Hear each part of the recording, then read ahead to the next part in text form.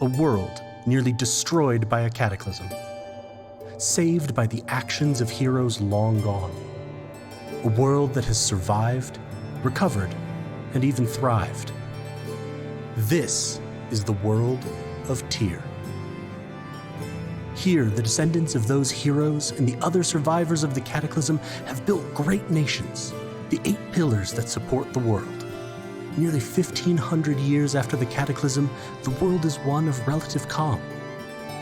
However, beneath this veneer of peace, great forces move. With every shift and shudder, they threaten to disrupt the delicate balance that keeps the pillars standing. Now, across the world, knowingly or not, people must become heroes, or the pillars will fall and Tyr will be no more. Join us as we follow some of those heroes and see their struggles to keep their world from destruction.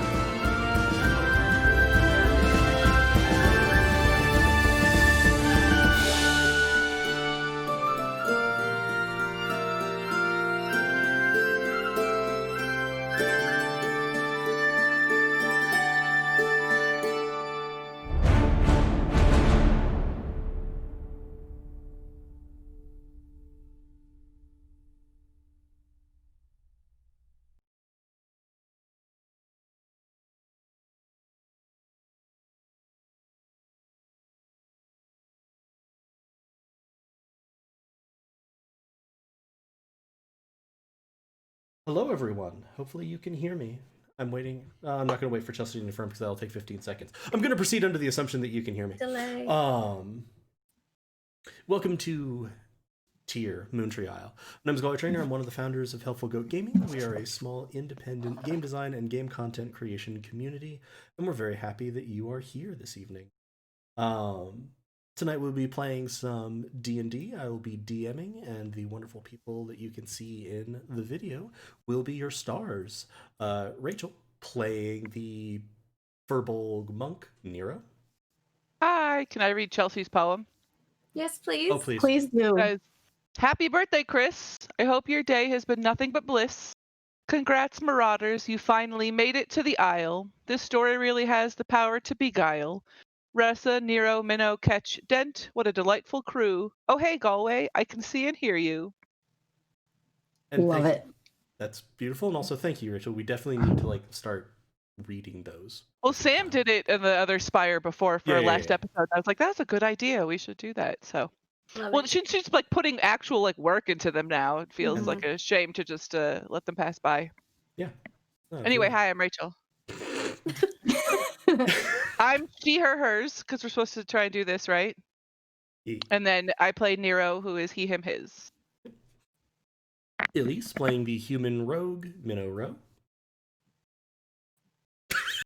Hey, everything's fine.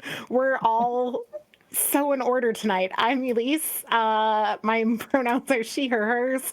I'm playing Minnow, whose pronouns are also she, her, hers.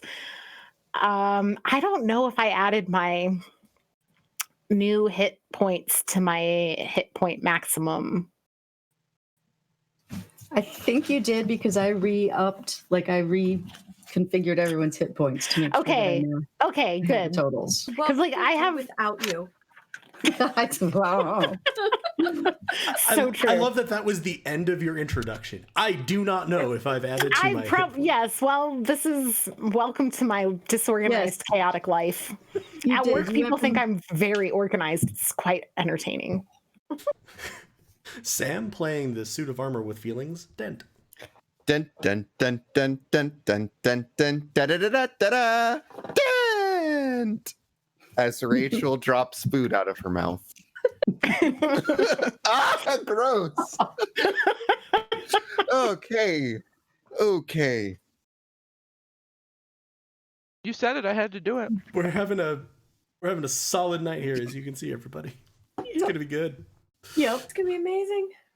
Heather playing Ressa, the Dwarven Forge cleric. Hello. And That's Chris, all she's not even gonna go the on. birthday girl, playing Ketch, the Tabaxi fighter. Yeah, I am. Oh, how do those pronouns go again? She, her, hers. Playing catch. Who is he, him, his? I forgot to do that. I'm she, her, hers, and Ressa is also she, her, hers. Sam is he, him, his, and Dent has kind of settled on he, him, his. And representing his self via musical chants and fishing. Yes. As I said, we are Helpful Goat Gaming. We're a game design community and a game content creation community. We're also, I would say, a community of really nice, wonderful, loving, supportive people. This has been a rough year for a lot of people, and Helpful Goat and getting to interact with these lovely people has been sort of the highlight of it for me. So if you would like to join and get to hang out with us more, you can use !Discord in the Twitch chat and get a link to join our Discord. Hang out with us. Chris was just streaming some games for her birthday, which was a lot of fun. I also streamed a little bit of gameplay just for the hell of it. And you can find out announcements about new projects. You can submit questions for Goat's Eye View. You can do all kinds of things and interact with us a lot and interact with a lot of the lovely people you will also see in the chat. So that's a lot of fun. You can catch us streaming here every week, usually Tuesday, Wednesday, Thursday, and Friday. Twitch.tv/helpfulgoat. Fridays are reserved for our longer form campaigns, alternating between the tier campaigns that I run and the Fates of Rin campaign that Andy DMs, which is a level 1 to 20 D&D campaign. We're currently at a level 13, and Rachel is guest starring at the moment, who's currently level 7. It's dangerous out there for Clem. I hadn't thought about what that meant until the first time the creatures in our last episode attacked one of us. I'm like, oh god, that's gonna like one-shot a level 6 character. Oh no.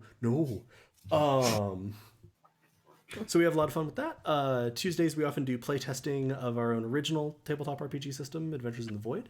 And for Wednesdays right now, we are doing a series of scary, eerie horror one-shots, which coming up this coming Wednesday, we will have Cirque du So Scary, DM'd by our very own Rachel. It'll be a D&D one-shot.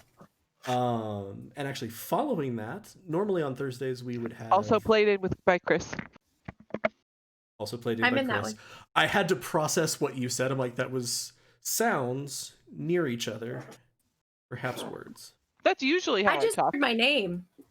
That's what I do. Chris. Every now and then throughout the whole campaign tonight, we're just gonna be like Chris and What's up?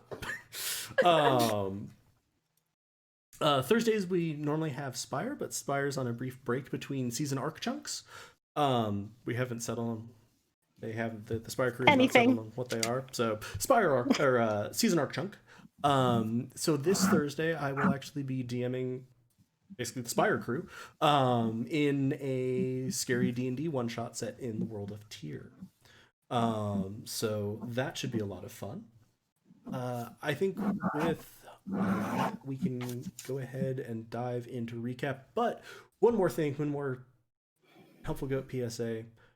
If you're an American viewer of ours and you have not already, please go vote. Please also, if you are an American who has already voted, facilitate people voting if you can. If there's drop-off ballots, offer transit. If it's, day of voting and you're in particularly the South, because that's where most of that is still the only thing that exists. Carpool if you can. Obviously stay safe with COVID going on, but it's pretty super important to vote. It would be really, really wonderful if you could not only vote yourself, but help ensure that those around you vote as well. Thank you in advance for that. And I think with that, let's go ahead and turn to remembering what the hell it is we did last time, which is we were all talking about, we've only missed like a week out of rhythm, but we're all just kind of like, oh, last time? Things. So yeah, what did happen last time on Tyr? We killed merfolk. I remember that. And made it to the island in one piece. Yes, And both of those catch-one-ed off were that ship. impressive accomplishments. The boat was your ship was mildly damaged. The Mimic's Grin was sort of mildly damaged by a couple of attacks. But And that was Minnow fine. scared them all away. the rest of the ones that were left. Mhm. Dent And got we his did sea not lose legs. anyone. Yep. Minnow put her magical sword to good use, also causing the rest of you to be very concerned because you do not perceive the scare effects that it produces. So she was just waving a sword, like cackling maniacally. Screaming, yes. But yeah, you arrived at Moontree Isle, which has been the sort of goal of your quest up until now. We met Wenna, who is a Fearbolg woman, and Nero went to meet with her and was disappointed in her. Found out some information from the mayor, Altus, I believe. Altus Holly. Holly. They sent 2 boats with people to the mainland. We had the unfortunate task of telling them they never made it.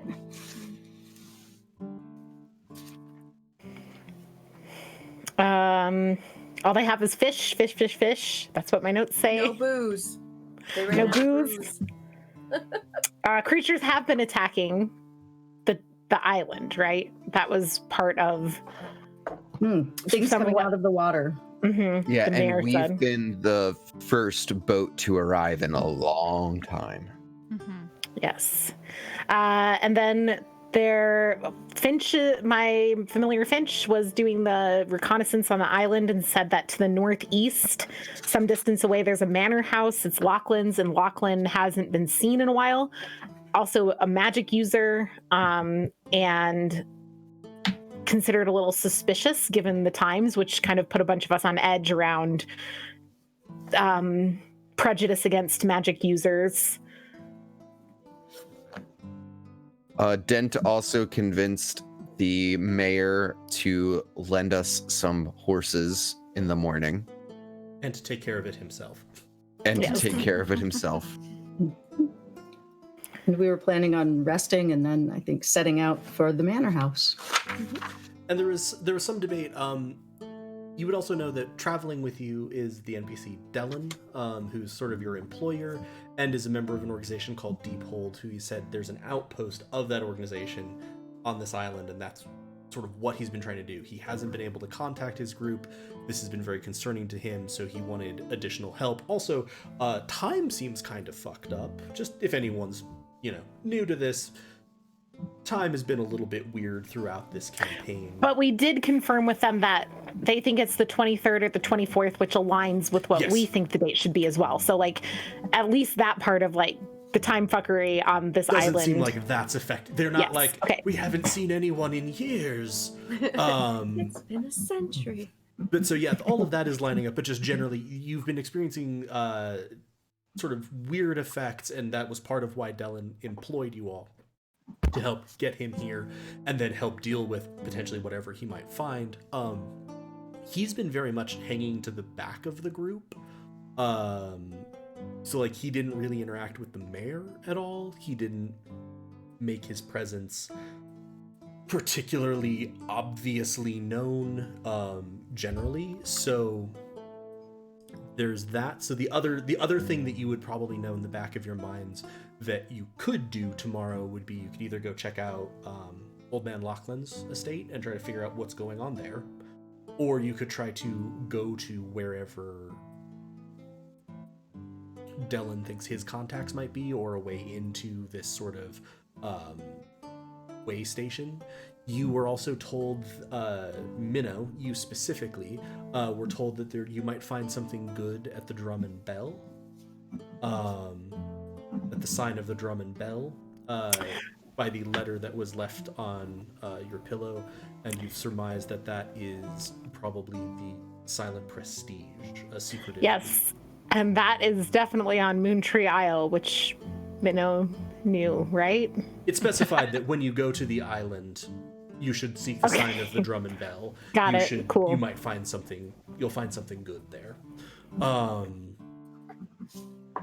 You've also been told by the mayor, by Althus Holly, that a number of people may well sort of come talk to you. If you sort of sit in the common room, there hasn't been any news.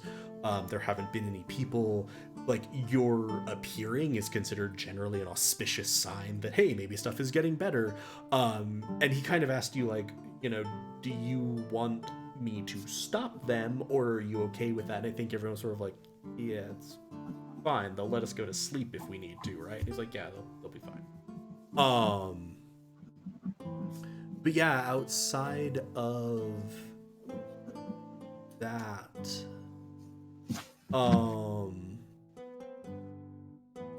trying to think if there was anything else. So two other things that were sort of relevant. One is relevant as just background information and a reminder, because we've been in the campaign for a little bit, so it can be easy to drop out. In Tormenryle, you were being recruited by multiple groups. And you also, you know, may know the fact that the mayor said something about, well, he's a magic user. Magic in Tyr is very rare. The fact that you are, I think 4 of you are magically, well, okay, 3 of you have magical abilities. Nero has magic-like abilities. I got fire fists. Yeah.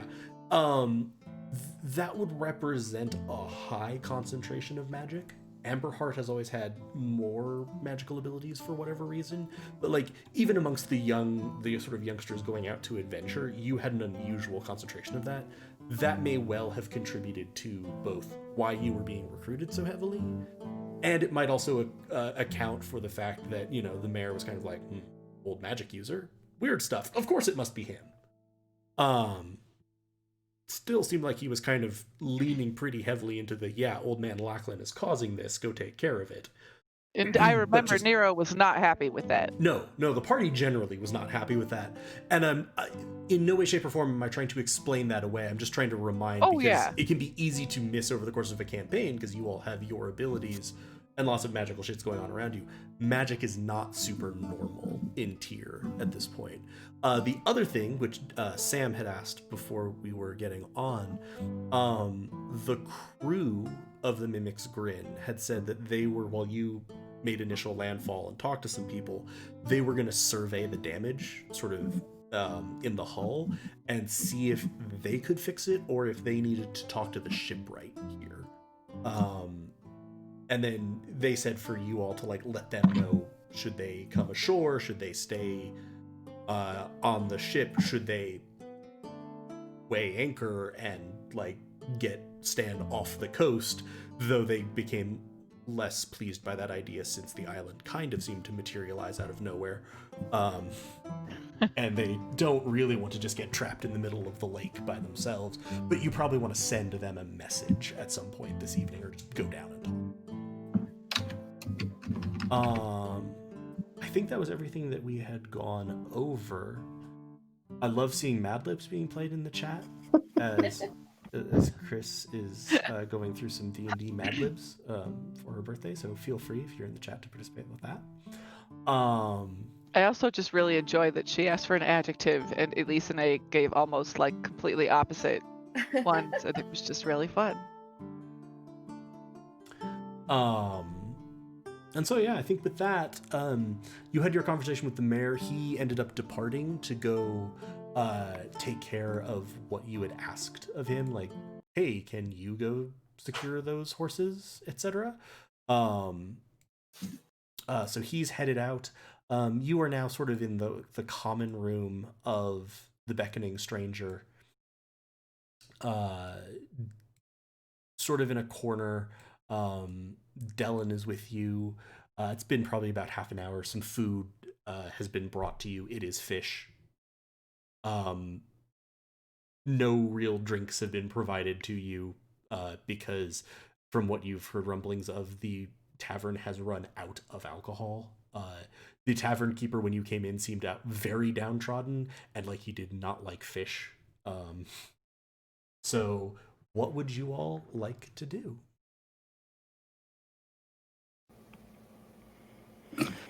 What time is it? It's probably about 8 p.m. So we have rooms, right? Yep. Mhm. I think, all right, just so you all know what I'm thinking, I'm probably going to make Finch a fish and then put Finch in the water to see about if we can see what's going on. Like, are there more tracks like there were at Tormenreal, and if there's any sign of like where the things that are going into the water, like all the people who are just like going into the water in Tormenreal, if they're like showing up over here somewhere. So that's going to take me about an hour though to cast that, and I should probably do it somewhere private. So I think I might go to the rooms. Does anyone need anything before I go? Can I just go with you? We don't have to talk yet. I can wait patiently. Do you need Sure. water for Finch once Finch is a fish? Is it going to be a saltwater fish or a freshwater fish? Or Does a It'll be fish the have right to type be of in the fish. water? So because there are different types. Like I looked it up. Like this is freshwater, right? So it'll be a quipper, which is the freshwater fish equivalent. Um, so I think that I can put Finch in their little pocket dimension, so to speak, Yeah, as they say. I would agree that if Finch is in their pocket dimension, they are fine. Like, regardless of which form they happen to be in.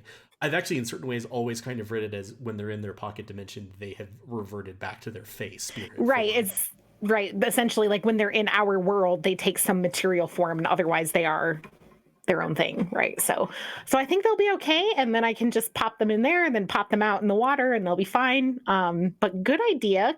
Wouldn't want to accidentally choke my familiar to death. Is that fine with everyone? Anything else we need to do before I go do that? I'll probably just hang around down here for a little bit and then try to get some sleep. Okay. I'll head up to the rooms or whatever and start casting Find Familiar. I'm just going to sit down on the floor and just like kind of be meditating, but also just be doing like little elemental things from my fingertips, just like sparks and little puffs of wind and things like that, just kind of as I'm there and while you're doing things, trying not to be distracting. Dent is gonna go over to Dylan and hey Dylan, how you doing, buddy? This is a little strange. I honestly, I suppose it's good that the island seems relatively normal. You know, inability to leave, strange storms, etc. notwithstanding, but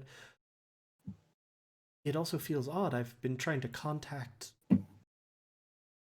my organization for days, weeks. Time is getting weird. I thought there would be more wrong.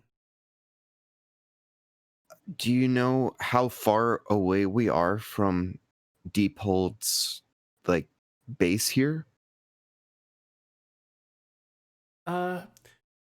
Generally, if you're traveling by horses, it's only about an hour half to the northeast.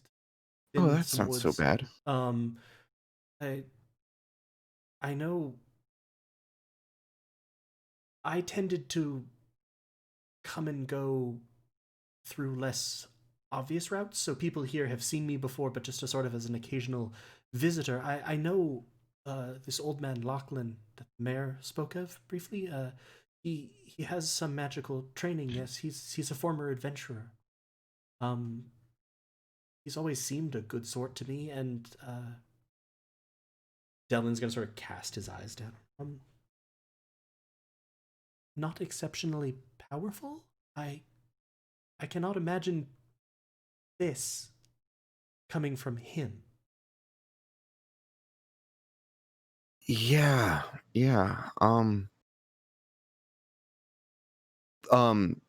Just a quick note.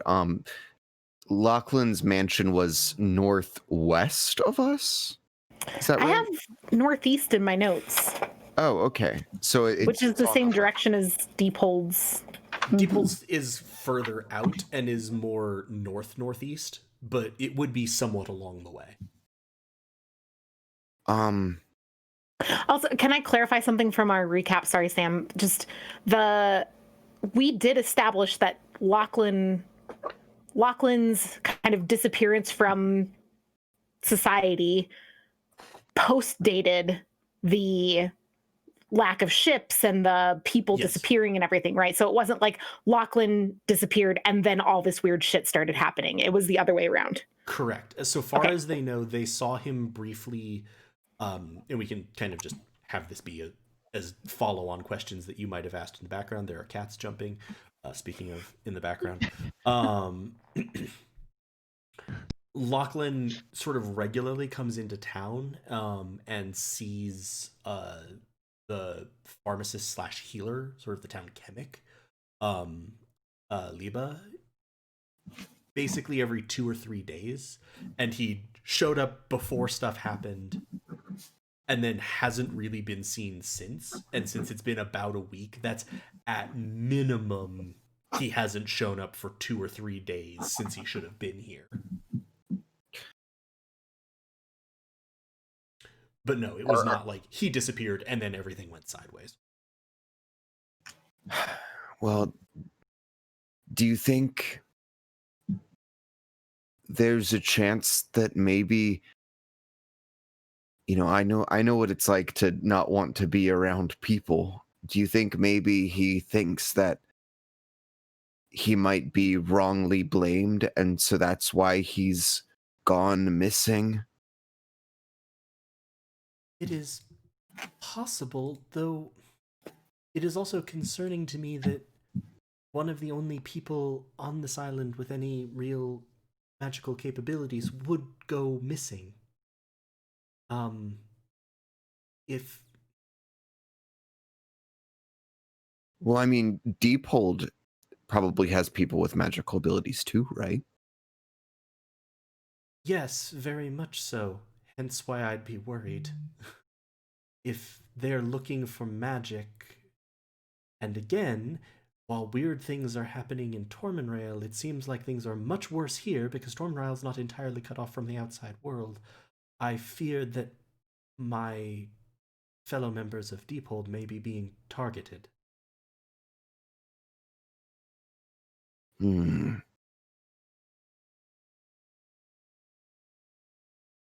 So maybe what you're saying is we're like basically Moontree is the Isle of the Storm. Well, that is an interesting thought. Has it produced the storm itself? He has entirely missed the pun. Good.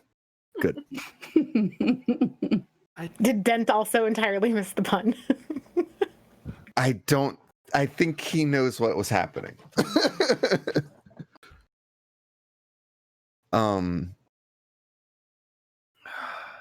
Well, I mean, it seems to me like people going missing is a common problem. And so maybe on our way up to get you to Deephold, we can just see if Mr. Lachlan is there, and if he's not, well, we'll just have to keep going and hope that we can figure it out along the way. That's not a bad idea. It would be good to know. He was always a good sort. Just don't know what connection he might have with any of this. Do you think he would mind if he was missing? Do you think he would mind if we snooped around in his place to try to figure out where he went? I feel like it might be a situation where it's better to ask for forgiveness than permission. I think as long as you're looking around for clues to where he went, he wouldn't mind. Ransacking might be a little more, he's on the fence about. Right, yeah. Okay, note Do not ransack.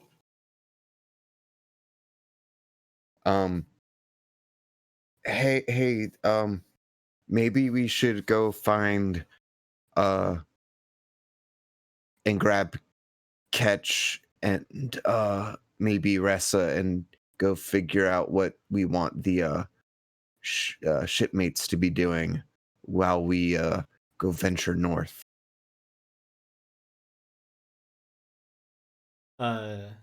So if that sounds good to you, that can be a thing that you're going to do. Probably cut to upstairs just to see what happens with that. But before we do that, Ressa, you see a halfling woman walk in, dressed in very simple but very nice robes, with a very prominent hand of Bion clasp around this. And you can tell that this is certainly an ordained minister of the church, which, and I guess we had never precisely said this, while you know, D&D wise have served as a cleric of Bion, I've always assumed that this was, your devotion was to the forge and you were sort of a member of the laity, not you had taken any ordination. Right. And were formally part of the priesthood. But she will also see you and sort of see your ornaments and sort of walk up and sort of bow her head to you slightly. I'll do the same back, Minister.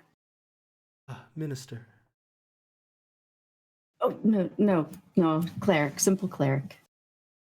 Well, anyone who is bringing comfort in these times, which your appearance certainly has, are doing Bion's work. I am grateful that you are here. Tell me, what has brought you here? The strange circumstances. We're trying to figure out exactly what is going on. The strange storms. No one had heard from anyone on the island for a long time. And nor we from anyone else. Yeah. And these certainly are strange times. This island has always been touched by Bion, touched by the divine. It has always been a special place, even before this. Normally it's, less terrifying than this. But I've always felt a powerful connection here to the divine. So a natural connection to the divine here. Yes. She sort of seems to sort of pause and just seems to suffuse the waters and the skies and the land. It's a wonderful place. I'm glad that more of the faithful are here. Has that changed at all since the strange started happening? Has the connection changed at all? She's gonna sort of look around. Go ahead and give me a persuasion roll. Ooh. Okay. Sorry, gotta get to my sheet.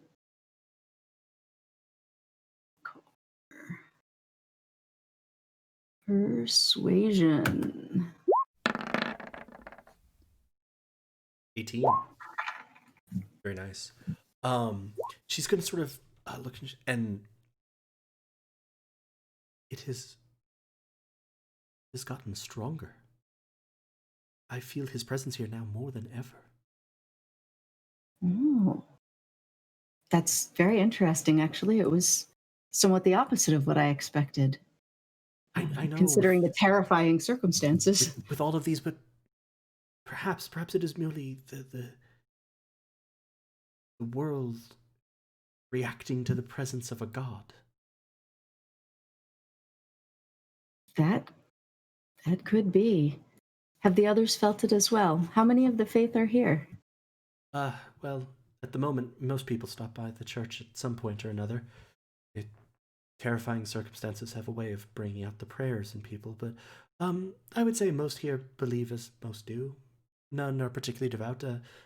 Old Lady Bessie By is quite devout, but it is also hard to tell if that devotion has increased even more so given the loss of her sons Hmm. on one of the vessels. Oh dear, that is tragic. Um, and you're the only minister. Oh, yes, it's a small community. There's not need for too much here. Hmm. Is there any place in particular that you've found, perhaps other than the church, where the connection is particularly strong? I'm just gonna sort of look around again and just reflect. I believe there is. I would not want to speak of it in front of too many. Perhaps in the morning you could come and assist me with prayers at the church. We could speak more Absolutely. then. I would love to. Absolutely. And she'll sort of bow to you slightly. Bion's peace be upon you, which you would also know is a statement to be made from a minister to a minister. And assuming I would know the correct response. Yeah, and upon you is and upon you. Which is, again, it's a little bit weird because you're having to act a little bit out of role here, but yeah, and she'll sort of smile and she'll move over to a couple of the other people and be sitting. And while that's happening, Ketch, you see a very old tiefling woman, sort of down-hooked horns, grayish blue skin, sort of come from. Excuse me, you all came from Tormenrile, yes? Yes. I fear I might know the answer, but did a vessel reach there from here with a couple of young halfling men aboard?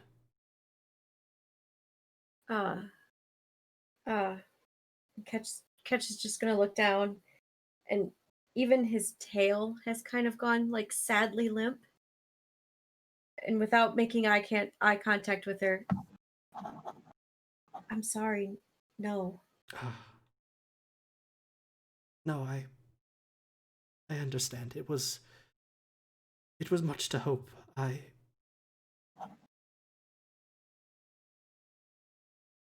You have managed to cross these storms at least once. All I can ask you is, if whatever you do here, whatever has brought you here, can you keep an eye out for a small vessel if you should be traveling back? Yes. Were these your family? They were my sons, yes. How many were aboard the vessel? Only 4. My sons and 2 of the other local fishers. They were the second vessel to be sent. The first we had not heard from. It was smaller, only 2, a little more than a small fishing slip. We sent a larger vessel in the hopes that it might make it. And before all of this happened, those boats would have made the trip in a few hours or like half a day. I mean, the smallest would have taken the better part of a day. It was quite small, but if the winds were favoring it, it could make it in a half day. The other boat certainly was smaller than yours, and she'll sort of point out towards the harbor where you'd seen there was one sort of larger boat and then 2 small fishing boats. The first was just like one of the small boats out there, and then the one that my boys were on was in between that and that cargo ship. It 7 hours easily could have been there. what were your sons' names? Or what are your sons' names? Not were. What are your sons' names? She'll sort of Denric and Timmel. I suppose I should also. Denric is my child by birth. I brought him up and raised him here. Timmel is his husband. They are both my boys, though. Please, I pray that you find any who have been lost, but they volunteered to go knowing that the first ship was lost. They are good children. They are brave children. And he will kind of perk up in his tail. He's just gonna fall in line against his right leg. I cannot promise you that I will find your sons, but I promise you I will find what has happened to them. Thank you. I would appreciate that. She's gonna sort of look around and seems to be looking if anyone's listening. This is about as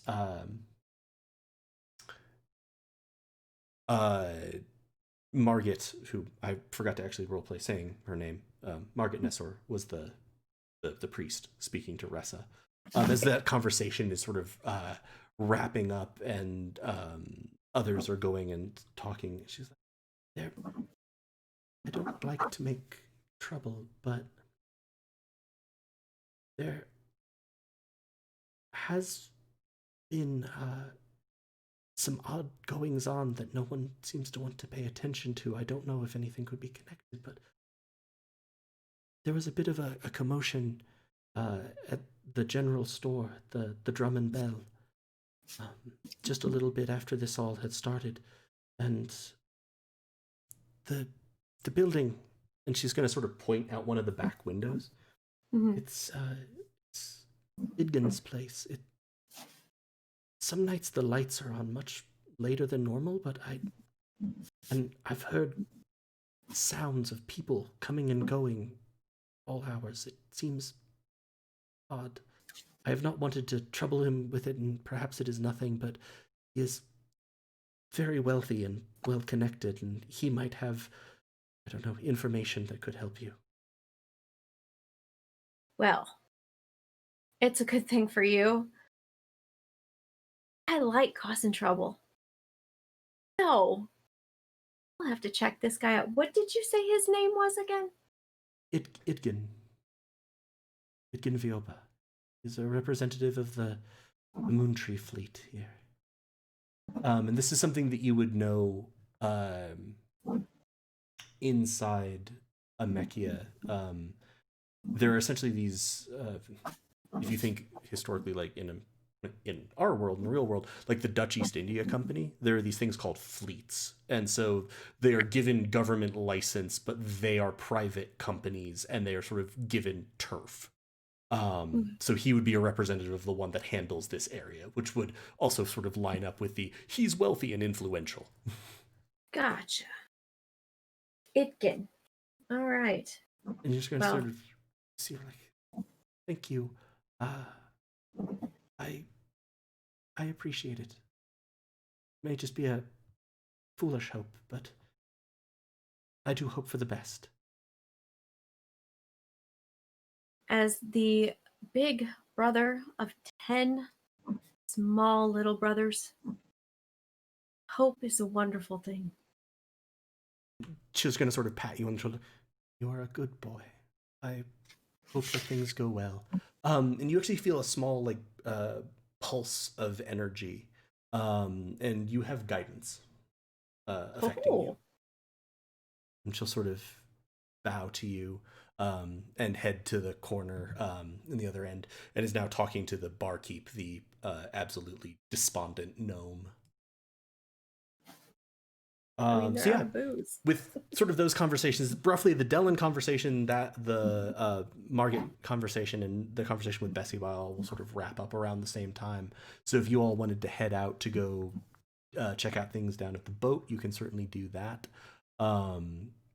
And as some time is going, we can say that you sort of broke early. There were some random things, and as they're heading out, most of the hour has gone by. How long do you need for? An hour for cast Right. find familiar. Yeah. So most of your hour has gone by. Nero has been sitting there doing little elemental tricks / meditating, and every so often you'll sort of look over as Nero is sitting in a meditation pose, and one eye will open, look at you, close again. Meditation continues. But yeah, what would you all in your room? So you have 2 rooms, both of which are quite large and have like 3 beds in them. They also kind of have like the hospital curtain dividers. Like, this is clearly there are not a lot of accommodations on this island. Generally, people don't come and stay in the inn. They either know someone here or they have other housing. But you seem to have just been given all of the inn accommodation. I guess once Finch, with a very indignant squawk, turns into a fish, yeah, I'll snap them back to their little pocket dimensions so that they're not choking, Dying. and just I'm sorry. If it's possible for like a quipper to narrow its eyes. And just... Yeah. Gives me a stink face. Nero, you want to go for a walk down? Yeah, sorry, were you meditating? Sort of. Do you want to go for a walk down to the bay with me? I need to toss this ornery bird into the water.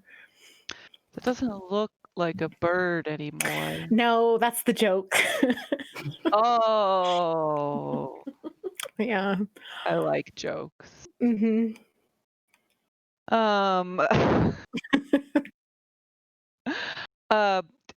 Can it be the part of the bay that's not full of people? Yeah, that's fine. Let's we'll veer.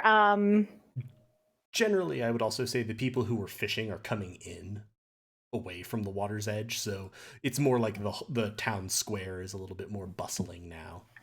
So yeah, we can go like, I'm clicking the map, but I don't know how zoomed in you are. Like kind of this way along, so that we're not like going through the main town square. And all where you're clicking. What? I just don't see it all where you're clicking. You can head basically out the east road and then cut through. Yes, go east first and then south, and that'll get us kind of on the far side of our boat rather than. Sure. You then move right on your the person, docks. I'll move Yes. mine. So I'm you're probably way less zoomed in than me, but I'm talking over here. Okay, I gotcha. Okay, yeah. Okay, and then also as we're going, can I just be like scanning the buildings and stuff? Like I'm kind of half keeping an eye out for the drum and bell, wondering if that's around this area too. Cool. Would we pass it on this way? On the way? Pardon me. You see this. You see a sign with a large drum and then a bell draped over it, like with a rope laying across the top. Beneath it, the building appears dark, quiet. Okay, I think Minnow is like not really expecting to see it, and she kind of like does a little gasp and like grabs Nero's arm. And she's like, "This is the did I tell you about?" Because so many things have happened, Nero. I'm just gonna peek, and I just like walk up to the windows and like push my face up in it and see if I can see anything inside the drum and bell. Give me a perception check. I'm gonna do it too, but I don't have dark vision, so I'm just gonna be. Perception check with disadvantage. I don't have. Yeah, I don't have. I was gonna say dark vision. You can both give me perception checks with disadvantage. Disadvantage. If only I had a bird with dark vision right now. Okay, disadvantage perception. Does your fish have dark vision? Does your fish have the ability to breathe above land? 16, not bad. Very nice. 7, critical failure. Oh. Nero smacks his head into the glass. I'm just like, I'm what are considering you looking it. for? I'm trying. His eyes are too filled with tears that he can't see very well. Wow. Okay. 16 for perception for Minnow. It is very dark inside, so even with that, it's very hard for you to see much. But there's something about it. Everything seems like it's sort of still, quiet. You don't see any movement or anything. But you can see just sort of almost around a corner inside over the desk. You can see what seem like papers on the floor. Like it's been upturned. Well, it's hard to tell. Like, you can just sort of see the papers on the floor. You can't see what they were in, but they definitely don't look like, oh, there's a neat stack of paper or anything. So that seems a little bit odd. Nero, you sort of... Can Nero put his face up to the wall and not realize that it's not the window and just be like pressed against it? So I enjoy the fact that I came up with like 3 ideas off of the top of my head. Chris said one of them. You said the second one. But the third one was what I was going to go with. You're like, okay, I'm gonna be helpful, and you peer in, and then you immediately recoil back because you see movement inside, and you're like sort of like getting yourself ready, and then you slowly come to realize that these are your reflections in the glass. Bless Nero's heart. Oh, that's just... What is this place? I don't know for sure, but I have a pretty good idea. And do they make musical instruments? No, but that's a good thought. I think based on the name, I see why you thought so. I think that it's like, I can tell from like the shelves and stuff. You said it's a general store, right? Yeah, and as you're looking into it, you can kind of see, there's very much general sort of dry goods. Okay. And I think it's heavily oriented towards ship gear. I think it's the name is actually referencing like ships more than and like supplies, but I think it's a general store, but I think that it's also a front, and that we should probably we're standing at the front. Okay, of the yes, store right now. A front for us. I'm gonna look around. Is there anyone around us? Has anyone followed us? Is there anything to indicate listening ears or prying eyes? Give me a perception check with disadvantage. Great. You got a 16 last time. I know, but 13, not bad. 13.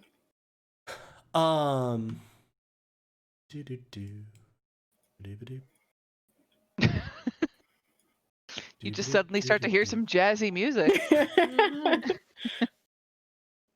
Oh, I am on very much the wrong layer. I was like, why is nothing interacting? You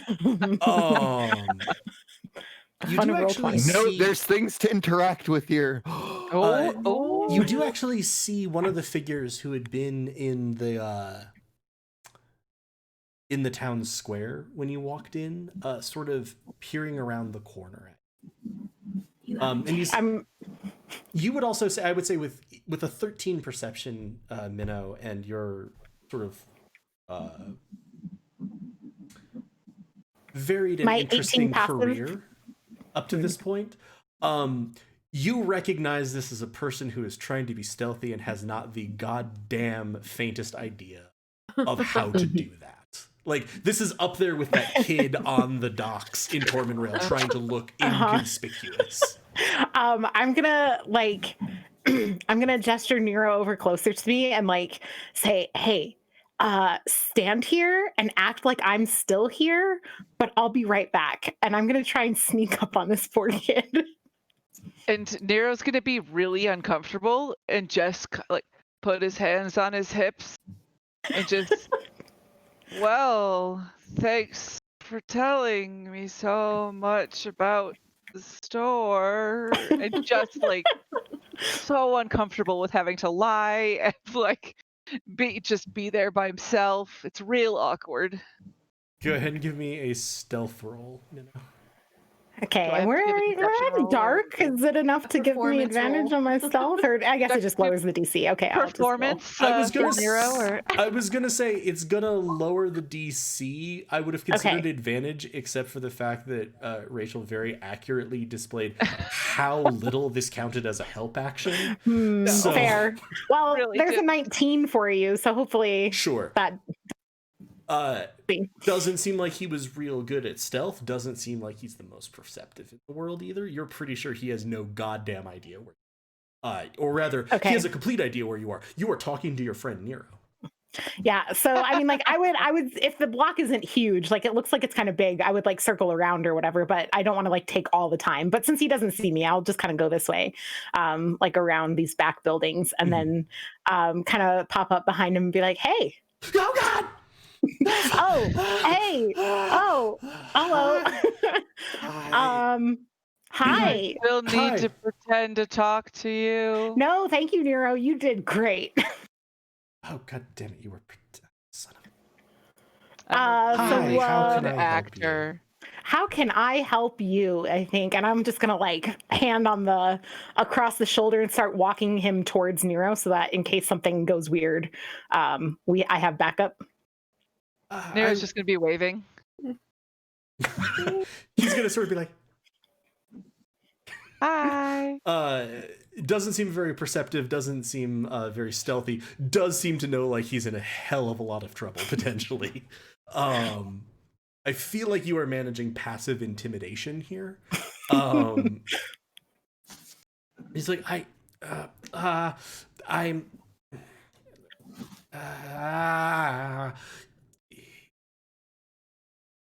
I'm Sarnar. Look, we don't have a very big village. I'm one of what passes for a guard here. I just wanted to see where you were going.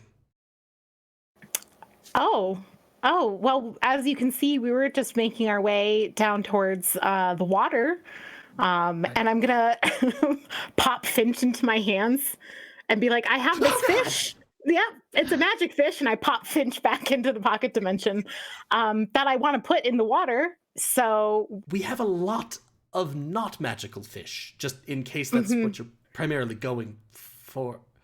no, what I you're don't going need for. any non-magical fish. I just need this one magical fish to be in the water. Anyway, we were just passing by your general store here. Since we are, we came in on a boat, we were just checking out provisions that you might have in stock, since we do need to do some repairs. And I think it would be nice to be able to check in with our crew and let them know what the Drum and Bell might have in stock for them in case it's something they need. Do you know of anywhere else in town that we could pick up provisions for the boat? Well, it depends. If you're looking for repairs and the like, you should talk to Ankind. He's probably going to be at the tavern. The tavern in a bit. He usually pops by in the evenings. If you're looking for general supplies, it would probably be the Drum and Bell. Yeah. Cool. Thank you so much.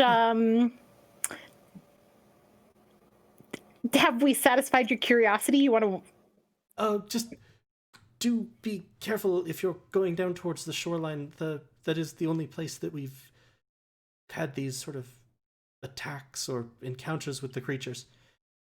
I think one of We the fought others. a whole bunch of creatures on our way here, so I think we're fine. Oh, I appreciate your caring for our well-being, though. That's very kind of you. thank you. Can I go now? Bless. And I'm just going to start walking to the water. Oh, bye. Bye. You seem nice. Thank you. Unlike your bitch of a friend. Oh, okay. Yeah. So we'll just keep going towards the water. I'm gonna, throw one last Minnow, I glance. think he liked you. He said you seemed nice. Yeah, I think he liked you, Nero. I think that we played good cop, bad cop, very good there. I'll glance into I'm the Drum not and a Bell. cop, Minnow. I know. I'm so sorry I insulted you like that. I would never. I would never. But anyway, I will throw one more glance into the drum and bell. Is there any light? Has anything changed? I mean, I know that it's like just a glance, but if there's light on inside or something that would be Nothing like obvious has changed. You Okay. can't even quite see the papers from the angle that you're at anymore, but like there is nothing like, oh, there's now a person in there. okay. My cat is chasing its tail above me. I Mhm. just Very thought that was good. important information. It is. It is. Chelsea will think so. He's so I've cute. been Look at him go. Let it go. So as we're walking, I will ask Nero. I'm like, so not really feeling the crowds, huh? I know, it's I just didn't want anyone to overhear me when I was talking to you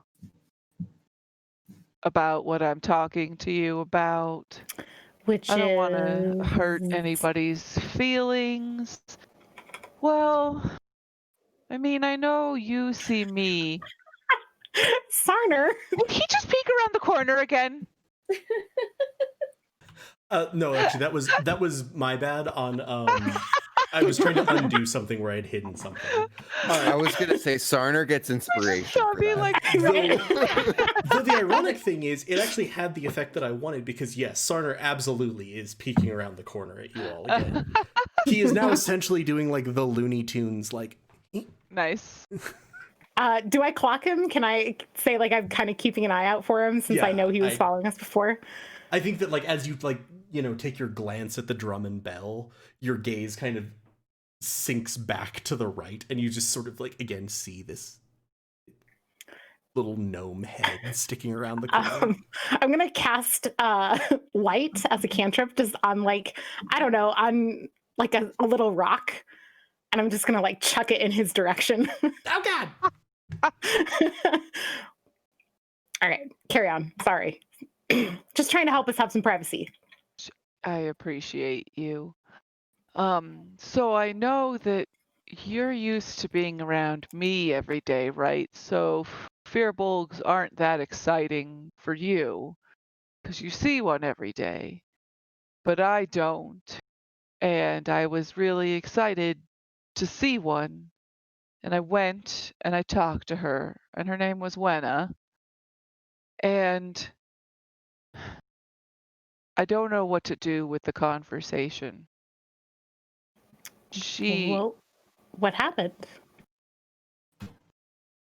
Am I a good person? Nero. Do you think that I care for other people? Yes. I have never been more sure of anything in my life. And I'm married, so I've never been more sure of anything in my life, Nero.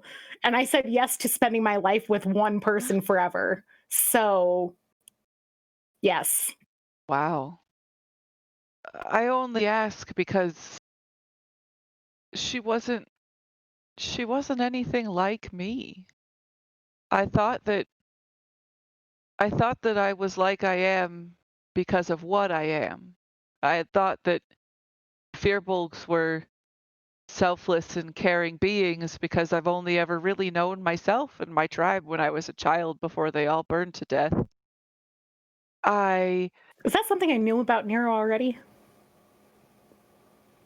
don't know that he would have kept it a secret, but I also don't know that it would have come up. So it just depends on if I think that you would have known that there was. I would certainly say you knew there was a fire, given Nero's scarring, and I don't think that Nero would have hidden where that was. The cat is going to fucking town behind you, by the way. I love that kitty. it's so amazing. It's really cute. So you would probably have known that. I leave that up to the discretion of the players, because like when you just asked that question, I think I had the same read as you, Rachel. I'm like, wouldn't have hidden, would have said. Yeah, I don't know. Maybe you didn't know. Maybe you just knew that I grew up in a monastery. So yeah, let's say that's new information to you. Okay. Oh. God, I didn't know that. I'm so sorry. Thank you. It happened a long time ago, and it's a part of why I work with fire so much now because I found it so frightening and so destructive for so long that I wanted to see if I could understand it better myself. I'm getting there. I still use it for destructive purposes, and I sometimes feel bad about that. Like, what if those mer people had families back home? God I damn it, think go away. I think we had a lot. I hear what you're saying, but I wouldn't worry too much about the mer people having families back home. I think we were going to be fish food if we didn't do what we did. So Maybe they produce asexually and they don't really have like pods that they hang out in. Nero, this is part of the reason why I am so convinced that you are such a good person. Well, I guess so. My thoughts are that fearbolgs are good and fearbolgs are kind and caring. But this person I met, when I told them where we'd come from and why we were here, the only thing that they asked was if they could leave. They asked if they could save themselves. They didn't ask how they could help. They just wanted to know how they could leave. And is that what all other fearbolgs are like? Nero, do you think I'm a good person? Of course, you're one of the best people I know. I'm not, but that's kind of you. But if you think I'm a good Minnow, person, don't be mean to my friend Minnow. you are so sweet. But Nero, you have this thing, this fire in your past, and you sit and you work with fire and you try to overcome it and you try to be understanding of it. And I have this thing in my past and I hide from it and I avoid it and I don't do anything about it. And then I yell at my friends and get really drunk and say horrible things to people that I care about. So I think between us we're on different sides of the spectrum when it comes to goodness. But my point is just this: if you still think, despite all of that, that I'm a good person, I think Wenna deserves to be seen in her fullness like you see me in mine. And that it's not as simple as she wants to leave or she wants to help people, or she's a fearbolg or she's a human or she's a tiefling. Like, those things don't explain everything about us. They explain a few things about us. And everything else is circumstance and experience. And I think that Wenna feels trapped here just like everybody else. And sometimes when you feel really trapped, Is she still in the phase where she's frightened like I was of the thing that's ruined her life?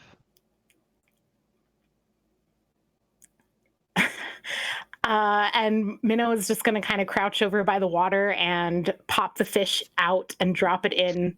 And I think Minnow's a little teared up right now. Like, she's just like very high tension as she kind of drops Finch into the water. And she's like, yep, she's in the middle of it.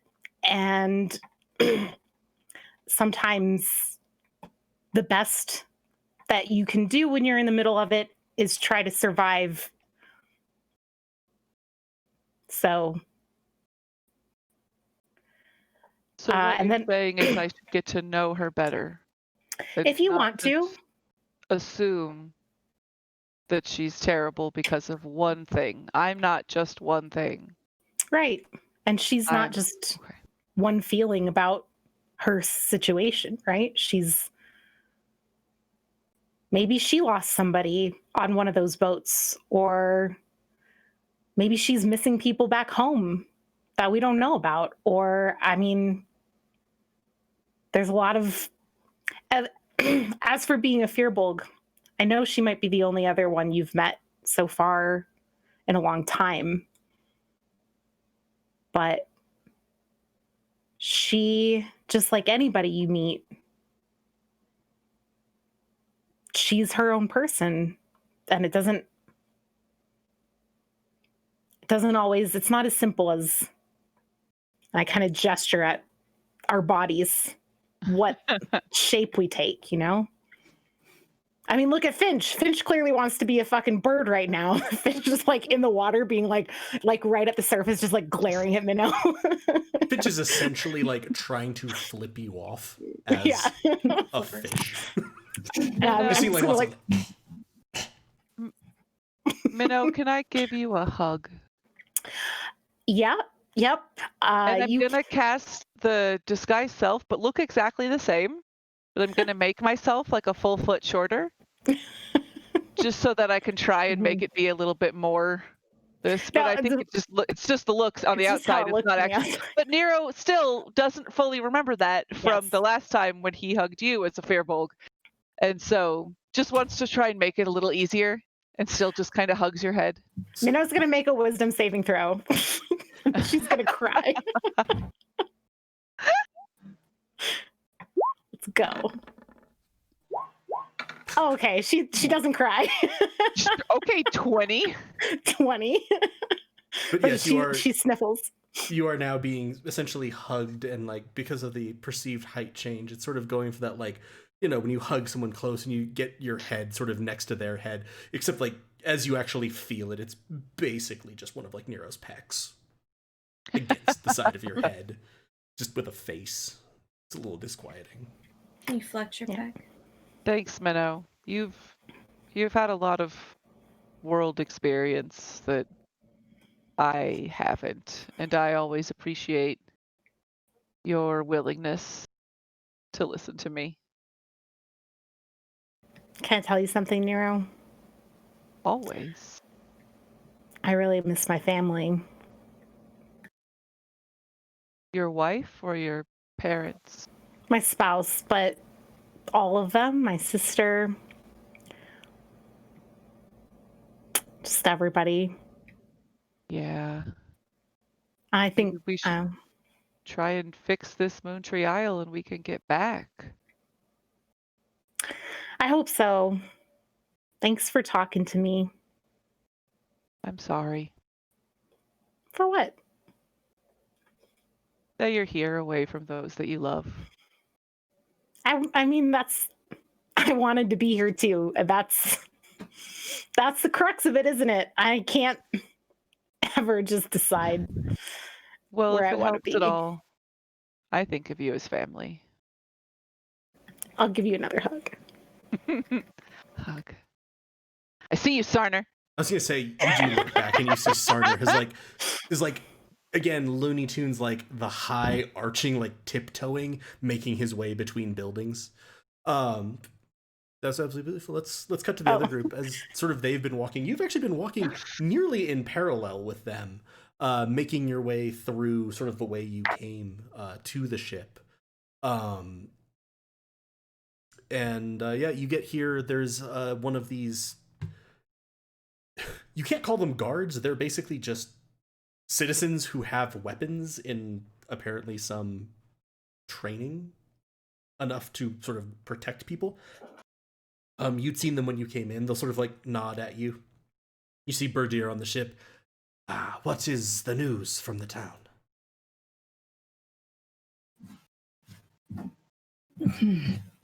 Well, things are going on fairly much as usual. Except for the strange happenings here at the shore, where the creatures are coming up, and they're unfortunately running low on alcohol and other supplies. We're going to be taking a look around tomorrow. So, there is a general store where you can presumably get some supplies in the town to help fix the ship. Ah, this is good news. Any news of my daughter or the others who have disappeared from Tormenrile? No, not yet. We know that there are some that have disappeared here too. And so on the morn, we're going to go north and try to locate them as well. But we would appreciate if you all stayed with the ship and maintained it, probably stayed in dock. This seems wise. We will do this. Yes.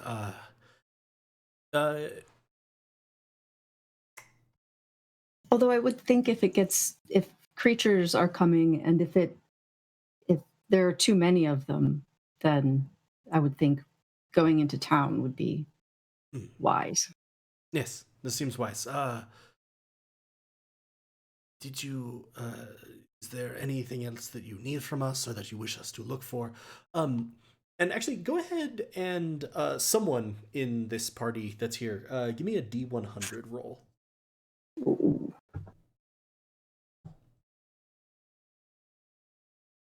Go forward, Teresa.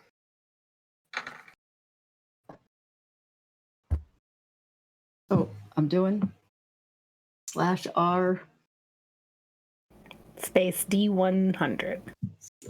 /R. It is a rollable clicky thing too. Is it? 2-2. Yeah, particularly yes, some more supplies would be good, though. If they've run out of alcohol, then I don't know how much they have in the way of supplies. But some minor patch would be good. But we have the situation generally under control.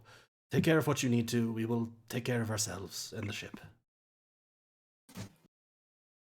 Okay. Yeah, and with that, the sort of the rest of the crew will wave at you.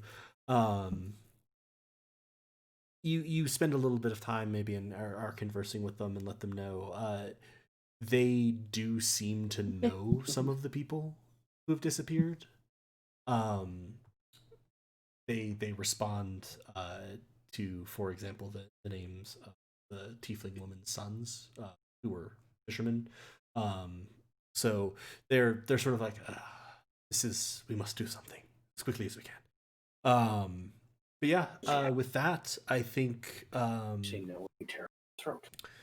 that is all good. If you want to head back and sort of rest for the evening, or was there anything else you all wanted to do before sleeping?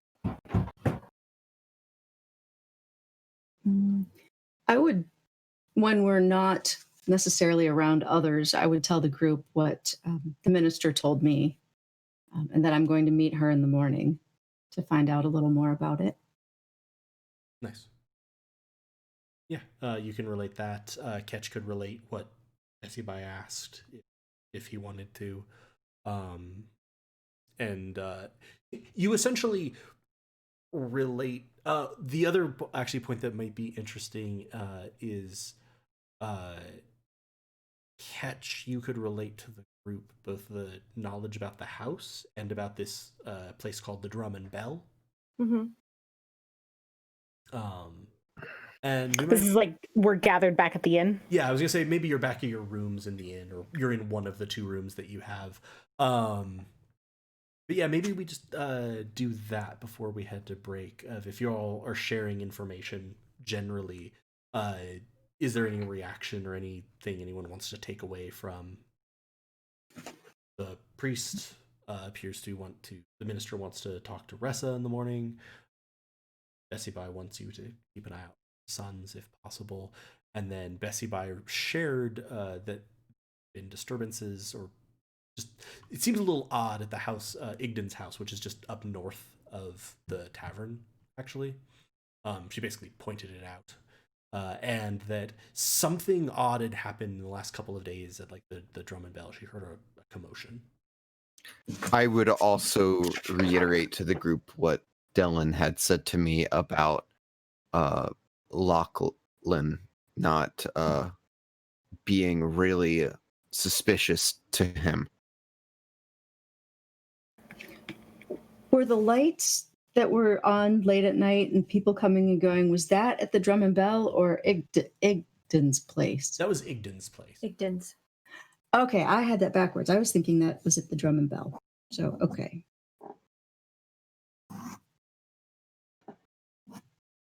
Incidentally, Minnow and Nero, when you walked back by, Sarner was still like sitting there and then started trying to like sneak to a further back building.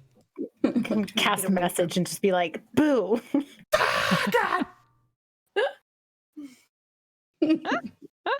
I'll tell them about Sarner. I'll be like, okay, so this kid. Yeah. How many rooms did we get?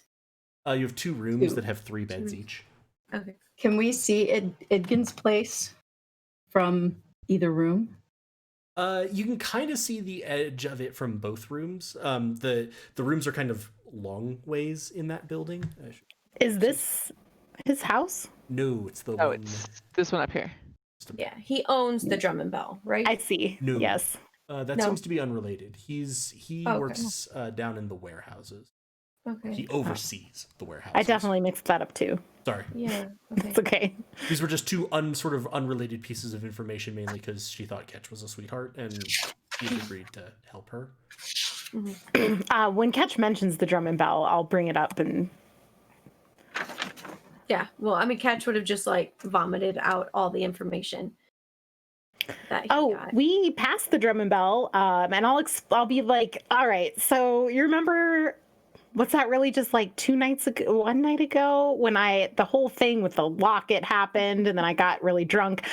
I honestly don't even remember who I need to apologize to, so I'm sorry to all of you. That was my Ressa. I'm sorry. It's all good. It's all good. Catch, did I yell at you? I'm really sorry. No, you had me looking in the sky for somebody who jumped and never came down. Dent, I'm sorry. Nero, also sorry. I searched for 3 hours and couldn't You're find them for you. Such a I tried good so friend. hard. I thank you. You don't have anything to apologize for. I feel like I do. But Were you mean? let's not table that. possible. Let's table that. Let's focus. The Drum and Bell. So, Ressa, you read the note too, right? But the whoever it was who had my locket left this note telling me to look for the sign of the Drum and Bell. I might have told you that, and I mean, that's pretty direct. If not that they are. Should we have a code name for, and I like jot down on a piece of paper in case people are trying to listen, the Silent Prestige. Code name for this? Do we want to stick to Probably. fruits? Fruits? Strawberry? Strawberries? Kiwi. Pineapples? Persimmon. Oh, Kiwi. persimmon's too close Kiwi. to pineapple. Kumquat. Can they be the Kumquat. loud kumquats? The loud kumquats. The loud kumquats. All right. So the loud kumquats. Are fruits usually loud? Are the kumquats crunchy when you eat them? Or We'll try some next time we find them on Moontree Isle and see for ourselves. But It's a local delicacy. anyway, I was going to say, I think that maybe we could find some loud kumquats at the Drum and Bell. I think that's worth exploring. so you said loud and you said drum and bell. Is a kumquat an instrument? Is mayonnaise an instrument? Yeah, that is what I was going for. Thank you. You're welcome. Ooh, okay. On a nightly basis, I'm unprepared to deal with Nero. Sorry. No, I mean it in a good way. Oh, God. Yeah, so maybe in the morning while Ressa is doing church. We go kumquat hunting. Yes, but only loud kumquats. Oh, are there quiet ones? Some people do. Okay. Presumably. No, they're all loud. Strange fruit. And yeah, with that, if you wish to, you can with the outlines of a fruit-based plan for tomorrow, you can head to bed if you want to. Okay. I would propose that perhaps we keep an eye on, or a half an ear out, Igden's house, just to see if something's going on tonight. Dent can easily do that, even staying in the rooms, because he doesn't have to sort of shut off perception. Yeah. Let's go ahead and take a quick break here. Stretch your legs, grab a snack. Before we go to break, can I read a Mad Lib? Yes, that the absolutely. chat I was going to ask if it was completed? done. Yes. Yes. I have 2 done, so we will do 1 now. Nice. All right. So Ketch is going to regale to you this bard's tale that he has told to Pickles and Jingles and Snickers and Tuck and Dot, Ham, Jet, Fox, Hass, and Goose. Are you ready? Adventures not for the bloated of heart, as my traveling cats may say, but my epiglottis is just a pizza of art and is beautifully led astray. You see, I met this perky lass. She was quite a carrot indeed. So I poured some pee into her glass and pled, "Dance away with me." A boot smashed into the back of my head, and my brilliant companions came to life. The town lawyer cried, "You're dead!" For that lass was his dusty wife. That worked out so well. That was stunningly good. Piece of art and bloated heart and dusty wife. So good. Oh, maybe you should use her more often if you don't want her to get dusty. She's a perky lass. She is. What an epiglottis. Well, Pizza of art. thank you, Chris, for supplying the Mad Lib, and thank you, chat, for supplying the words for that masterwork. Perhaps we can do the other one when we come back from break. As, I don't know, Ketch mutters in his sleep another Mad Lib. So we will step away. We'll be back in, I don't know, maybe 9 minutes. Try to come back at 8:50 Mountain. And then we will continue on with the next day. See you in a little bit, everybody. Bye. Bye.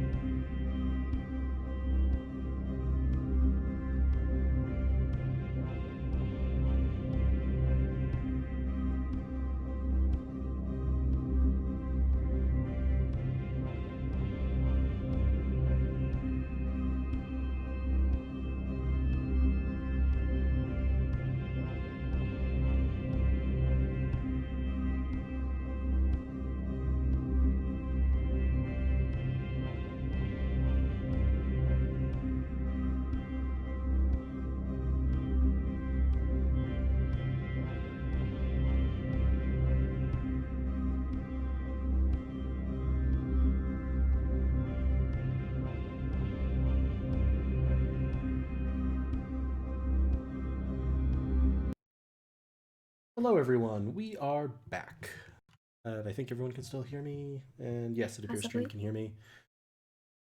Oh, God. Sorry. I've rearranged how I do these windows so that the Streamlabs window is where Twitch used to be and vice versa. So I was like, why has nothing come back?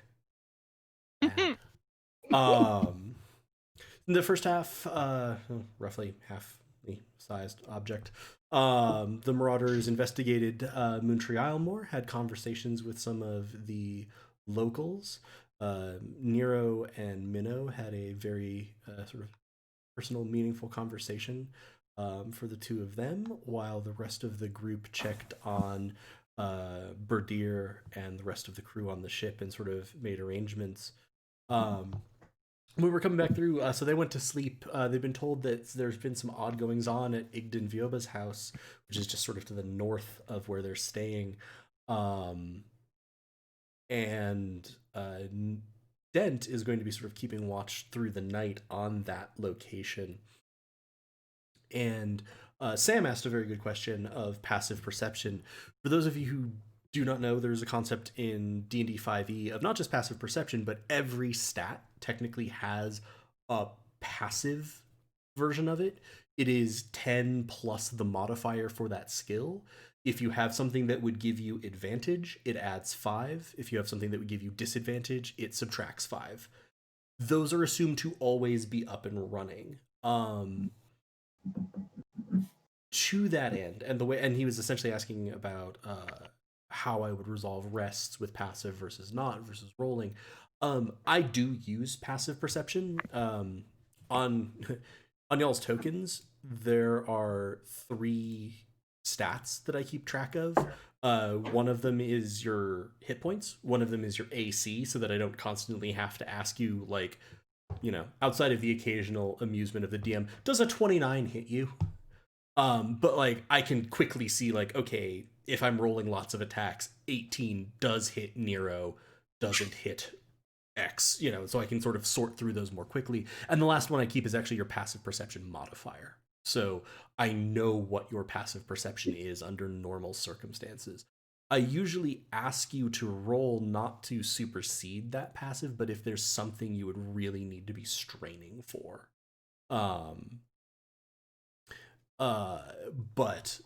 And the reason that I would particularly ask usual is that your passive perception is a 9. And technically speaking, for sight at night, your passive perception is a 4 because you have disadvantage in the dark. But so go ahead and give me a quick perception roll, because you're sort of keeping an eye and an ear out towards Igden's house to see if anything strange happens during the night. And what did we roll? We rolled Worse than your 7. passive. Oh, I guess better than your night passive, though. Better than the visual night passive. You do not really get anything during the night, though you do know that there have been no strange lights, no light was turned on, because you can just see that. You would be able to see if a light came on. So you're not sure if nothing happened or if you just missed something, but at least nothing big happened. And then the night passes without event. It seems like the Beckoning Stranger stays open pretty late at this point. You also, Dent, can hear the sounds of sort of the common room, though it does taper down, but it seems like a lot of people in the community are sitting and drinking water and eating fish. Mainly just sitting and talking at the place where there's a fireplace, and you kind of get the feeling that for a lot of them who have homes, like they're islanders, they kind of don't want to go home and just go to sleep alone, given that people have been disappearing, stuff has been weird, etc. But the night passes without any incident. It eventually gets very quiet. You kind of hear LRL close up the bar, the gnome who runs the bar shuffle down one hallway, because he sleeps above the bar, basically. And yeah, morning comes, and then Can I quickly ask or just mention that I think Dent has taken up the knack of like when he's, having his rest, maintenance time, that he's like playing like a mental game of like not chess, but maybe like Go with Ed. Sure.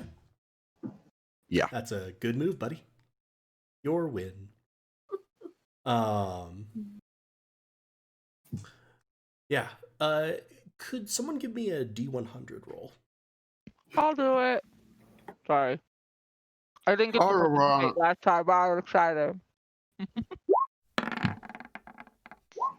Cool. Could someone give me a D20 roll? I'll do it. When I'm 64. And then could someone give me a D4? I'll do the 4. Yeah, you would. Guidance. Damn.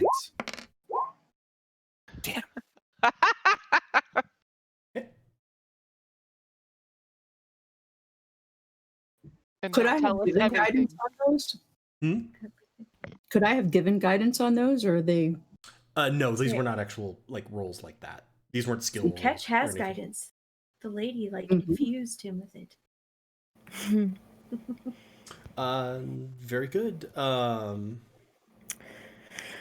The night has passed. You all wake up. Dent sort of reactivates. Dylan sort of will look around and, well, where shall we go? Anybody got a bowl of water, or is there like a wash tub or something? There's there's like a wash basin. Use it now before there's a fish in there. Okay. Okay. Finch is now in the wash basin with water, right? There's Yeah. water in the wash basin. Okay.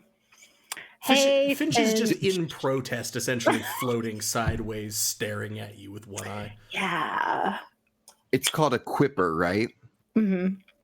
I think they're like little piranhas. I think they eat flesh. Dent is just astounded. Like, Minnow, you can just make fish appear? Oh, this is Finch. You know my bird? I can make my bird have to be a fish. As you can see, very unhappy about it. Is this like the disguise thing? Kind of similar-ish. In the neighborhood. In the neighborhood. It's a carnivorous fish with sharp teeth that can adapt to any aquatic environment. I'm gonna be like, Dent, put your finger in there. Dent puts his finger in there. Oh, buddy Finch, I'm sorry. I need to know what you saw, and then I'm gonna spend an hour changing you back into the majestic hawk you were meant to be. You're gonna see sort of Finch circle the bowl, staring at you, and then just like launch out of the bowl in an attempt. Can you? Good lord, it's a clipper. I have its stats.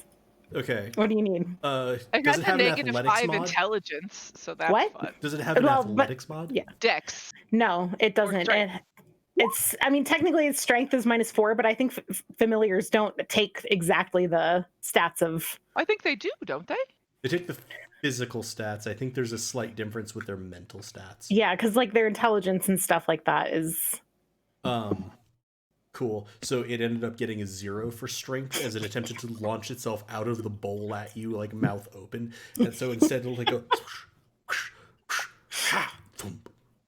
This is why we're best friends. Tell me what you saw in the water, please. Okay, yeah. So I would like to mentally commune with my fish and hear all about the perimeter of Moontree Isle, which Finch should have spent the night kind of circling, looking for clues. You just get back. Dent tries to mentally commune too. Air drowning. Air drowning. Oh, you're not. It's not in the water still. No, It it jumped got out. over It the jumped lip, out. but then just plunged down to the edge of the basin. I'm not going to risk my fingers. I'll use Mage Hand and put it back in the. Put them back in the bowl. And Finch will relate to you. They did see some of those tracks again, those sort of furrows. And here they appeared to have more variety. Like when they were there before, there was one track. It was very clearly a single track. Here, like they could see one came in, a bit to the east, and then when they swam a bit further, there was another one that was coming in. They noticed that there are several entrances to caves below the waterline. They didn't particularly swim into those. Like, they didn't explore them, but they did get the sense that a lot of them just stayed below the waterline, like, the whole time. Like, it didn't look like, oh, this is half and half, or, oh, this immediately goes up. It was just like, oh, yeah, there's tunnels sort of in the rock underneath. And they... give me a perception check for that. Because they would have been actively... What are we using for their wisdom? Let me double check. They do have dark vision. Their wisdom is technically -2 as a quipper, but I don't know. What are you having them roll? Perception. Said their passive perception was 8. In service, blah, blah, blah, blah, blah. Fish, comma, quipper.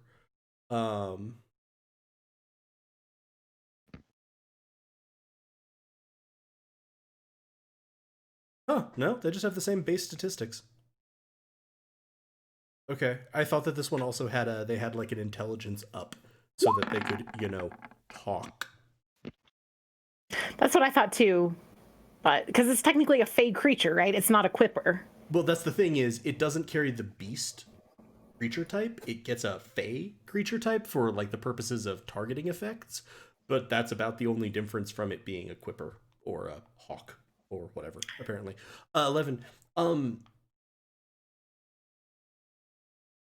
Actually, give me one more roll of that. It's with advantage.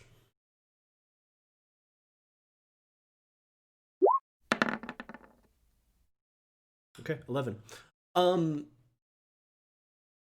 They did hear some noises, which would be as they sort of decipher or describe how they're swimming to the northeast of here, and they could hear them very faintly, but it was like there was sound traveling through the water, and it seemed to be coming from the interior of the island. Like, it wasn't something along the coast. They're not sure what it was. They're not sure how far away it was because it was very, very faint, but they could hear something in the water, or at least the sound was traveling through the water. Interesting. And then they kind of had enough time to circle the island and then also generally hang out. Actually, swimming continuously. No, they did not have enough time to circle the island. The island's much too big for that for a tiny creature. But they sort of patrolled up the coast and then back as far as they could. They didn't notice anything odd going on in the harbor. They didn't notice any creatures in the water, etc. All right, well, I'll convey all of this to the rest of the group. And I mean, if it's the northeast where we are hearing these noises, then that's consistent with where we're headed anyway for investigating. But it's worth keeping in mind that if that's the case, then there might be things in the water below us in some way, like through cave systems or... That doesn't feel terribly comforting. Reminiscent of Amberheart needing to go into the catacombs. Just a quick question. We got those maps of the or the map of the underground systems. Mm-hmm. Was that only Tormenrail? Or did it include Moontree? Oh, I thought it was of Moontree. Specifically Moontree. Yeah, it was specifically of Moontree, yeah. Why did I think it was Tormenrail? Like, why would Inohani have Moontree's smuggling map? Like, Well, that was what Was it- you knew, is that Moontree is also used for smuggling. Yeah, Okay. she gave You- us the map that they use for Moontree Isle. Yes. okay, There, yeah. okay. Well, I will consult that. Thank you, Sam.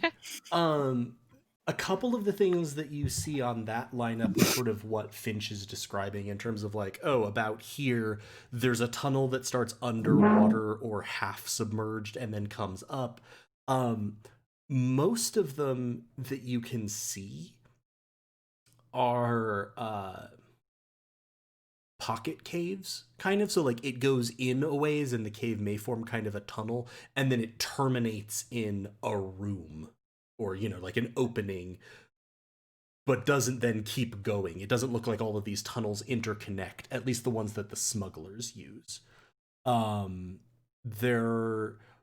They are normally actually more concentrated on the western side of the island, which makes a little bit of sense because then a vessel would be able to cut in and around and be shielded from both the village and most of the sort of more inhabited sides of the coast.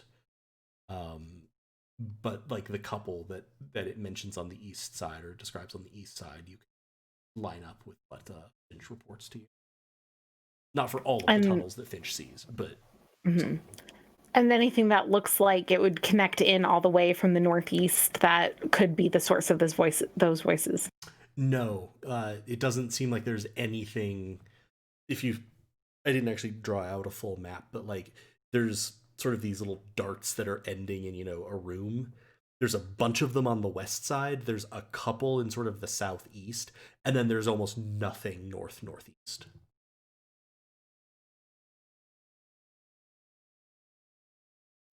Well, I can keep Finch as a fish, and when we get up to the northeast, we can plop them back in the water and send them into the caves.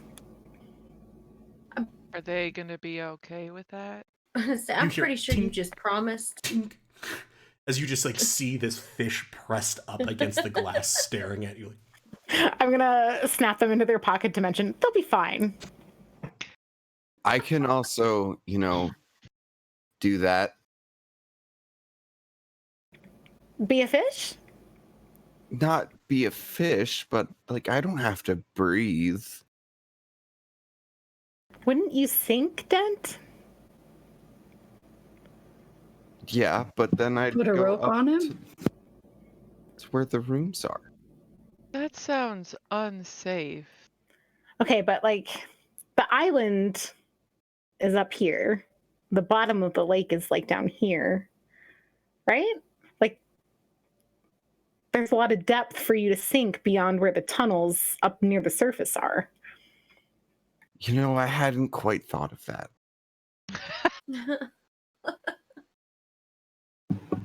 Depending on how deep they are, we could tie a rope to you. I don't think any of us are strong enough to maneuver Dent underwater. Dent is the strongest of us all. I mean, I can maneuver myself underwater. Can you swim? Downwards. And I could like walk ashore. But not before you sank all the way to the bottom. and then walk where? All the way back to Tormenrow? I'm going to say that honestly, in order that the objections to this plan are relatively accurate, the most viable way of doing it would involve sending Dent down with multiple ropes around him and like climbing equipment. So he would just sort of be working his way along the rock wall face, and it probably would not be extremely fast. Let's send Finch first, and we'll keep Dent on a rope as our backup plan. A little bit of hope. Rope a like dent. a dent on a rope. Put a pin in that. Put a pin in that. Is that... Oh, I wanted to be the catch this time. Oh, bud. You are a catch. A catch? Catch? Catch? Catch? I'm very confused by all the wordplay that's happening right now. I like that Hero identifies it as I'm confused by the wordplay. I understand the concept of what's going on, but I'm still Mhm. confused. So, Ressa, you wanted to go to the Church of Bayan. Yes. I And Is that your god? yes, it is. Okay. That was Rachel. Ah, okay. Yeah, Nero would probably know. Nero wouldn't be like, is that your god? Sorry. That's my new Nero voice. Okay. Fantastic. And the church is in town, right? Yeah, it's right next door, really. Oh, heck yeah. Awesome. Heck yeah. I want to check out the Drum and Bell now that it's daytime. If anyone wants to go to that with me. Now, when I was speaking to the tiefling lady, and she said she didn't want to cause trouble. Who was it she didn't want to cause trouble with? Was it the Drum and Bell or was it Igden's house? Your read of that would have been more with Igden's house, because with the Okay. drum and it was also just generally how should I say this? Her attitude was very much the counterpart or like the complement to the mayor's old man Lachlan knows magic. This seems magical. Maybe go solve the problem. Like, she was very much not pointing fingers at them. It was just like, these are weird things that I've seen, and I want information about what happened to my kids. I'm not even saying that these are, she was in the, I'm not implying that these are guilty parties. I'm not implying this is connected. It's just, this is all I know. Gotcha. Okay.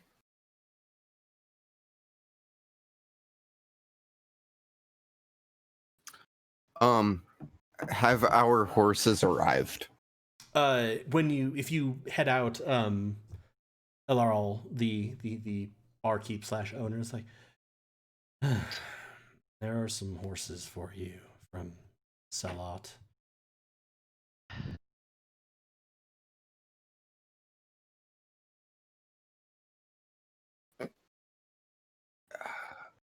I mean, are you okay? Dent, I'm so proud of you. I bought this place from a person who told me that it was a nice island getaway destination. They didn't mention that it is in fact none of those things, except for an island. And arguably a destination in that people do come here, but not for vacationing. They're fishermen. Just fishermen. No one else. I don't I'm like not fish. a fisherman. What? Dent struggles to understand what about this seems bad. You want to buy a tavern? No. no. I'm starts shoving Dent towards the door. Don't think about it. Nope. Just Smarter than me, then. How much is in the party reserves? let me look at Minnow's. Given that Minnow controls the party's cash, nothing for the purchase of a tavern. But $290 in case people do want to shop. Happily will hand out whatever money people need. All right, so Ressa was going to head to the Church of Bayan. At least Minnow was going to go to the Drum and Bell. I would go with Minnow. Okay. Was anyone else splitting in any other directions? I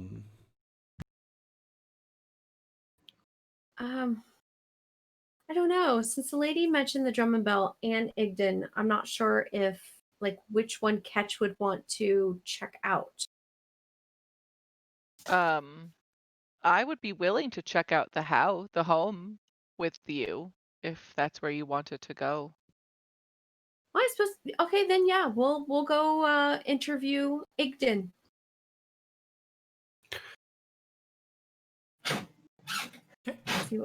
So Ressa's going to the Church of Bayan. Minnow and Dent are going to the Drum and Bell, and Dellen will come along with you guys probably because he tends to trail after Dent. And Ketch and Nero are going to go to Igden. Between Dellen and Dent, who imprinted on whom? Oh gosh. They are mending into Kind of one. a mutual imprinting. Let's start with the drum and bell crew. Sarner is no longer over there. He's standing in the square, and like as you all sort of exit, he kind of nods, but is looking after you. Sharply looks away when like Minnow walks by. Can I just do an insight check on Sarner real quick and make sure that I'm not suspicious of him now in the light of day?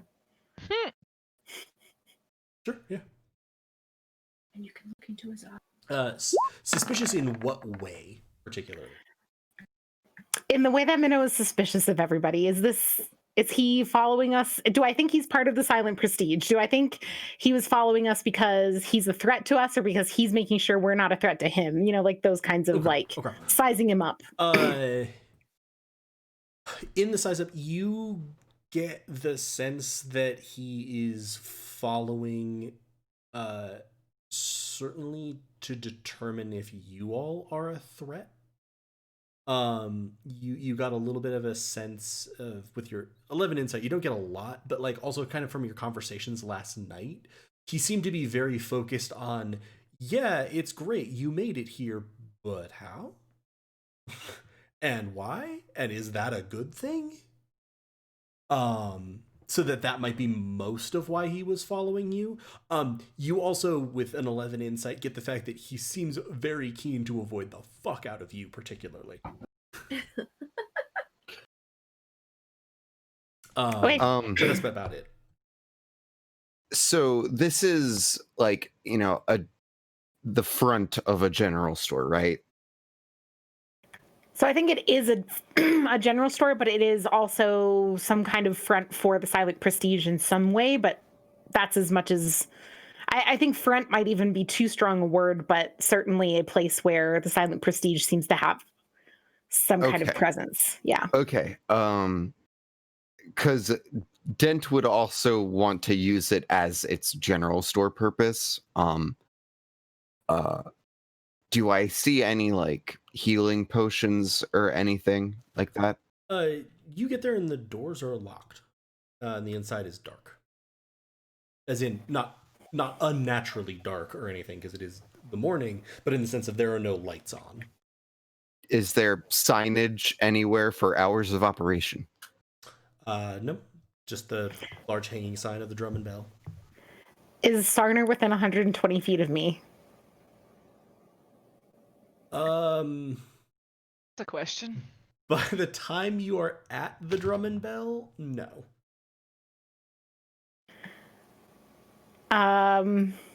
Okay. I'm gonna pick the lock. I'll do a perception check first to make sure no one's watching us. Sure. And tell Dent and Dellen, hey, just keep an eye out for a second. What? Oh, God. You want me to roll perception? Yeah. 20, not nat. Very good. You see a ways down to the south, the sort of the fishing crews are back out, along with their sort of guards. But you're not sensing any movement, hearing anybody. You don't see Sarner like peeking around a corner. Anything in like thieves' camp or similar, like the symbolism on the doors, or anything that would like tip me off that like I know the Silent Prestige isn't necessarily a thieves group, but I think Minnow would look just to see if there's any type of like smuggling lingo or. You do see a couple of quick marks, sort of on one of the sort of door jamb, off on the side, not very large, but essentially just not worth it. Like nothing much of value, not worth it. Cool. I will use my Mage Hand Ledger Domain and step back in case the door is trapped and try to pick the lock. Well, I guess I should just try it. Is it locked? Yes, the door is locked.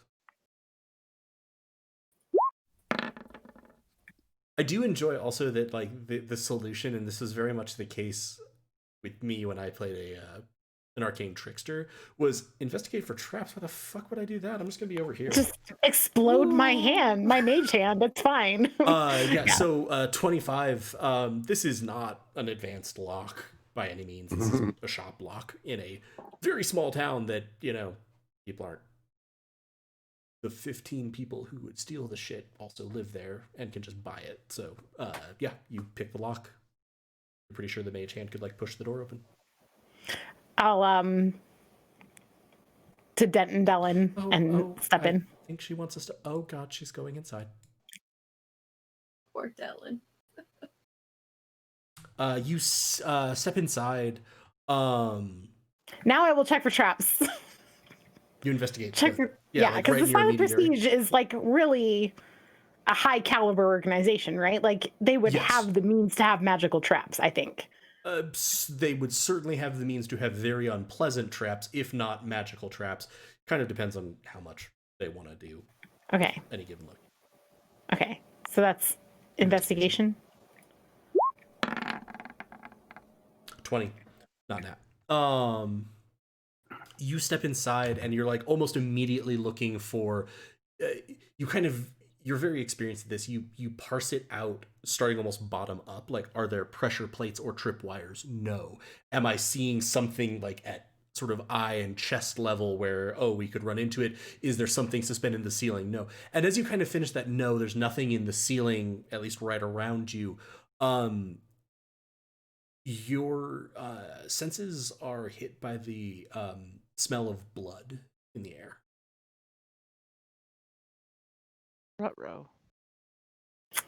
And I'll be pretty quiet. I don't think anyone's here, but just in case, it smells does it smell bad? Does it smell like rotten, body flesh? Or just iron? There's a little bit of a tinge of that. I think we're about to find a body. So if you're going to vomit, Dellen, I need you to not go with us.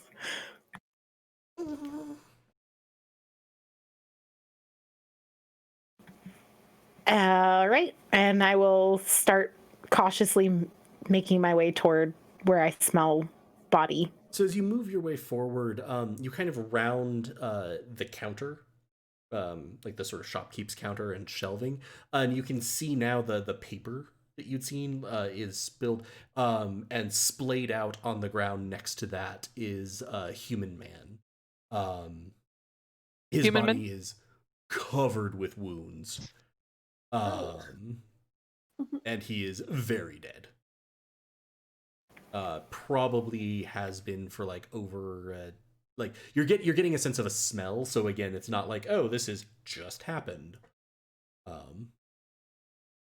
Yeah.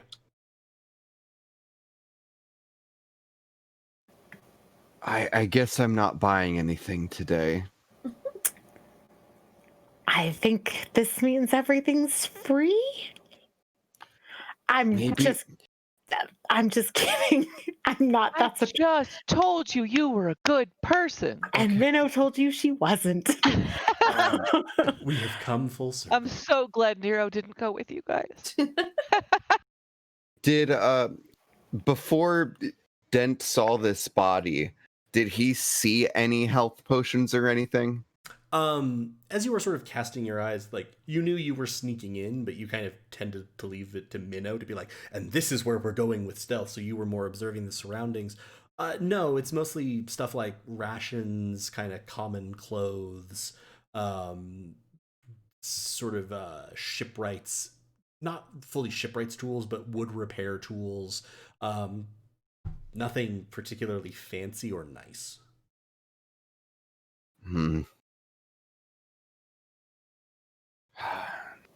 I don't even think if we took anything, it would be worth it. North of town, Nero's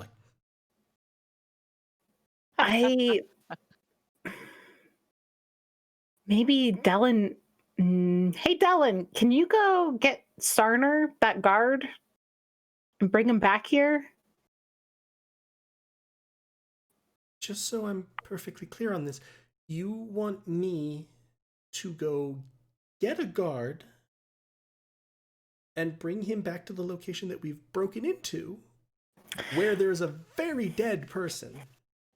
A person who has clearly been dead for more than 3 minutes. So telling them that we found a body of somebody who lives in their town is going to be a lot more. I think that's better. I wasn't even objecting. I'll go with you, Dylan. I wasn't even objecting. I was just trying to make sure what I was doing so I didn't screw it up. Gut check, Den. Is this a terrible idea? I feel like we should tell them. I think that we should inform the local authorities that some real bad stuff has gone down, and I think we'll get out of it scot-free. I'm feeling hyped. Let's do this. Okay.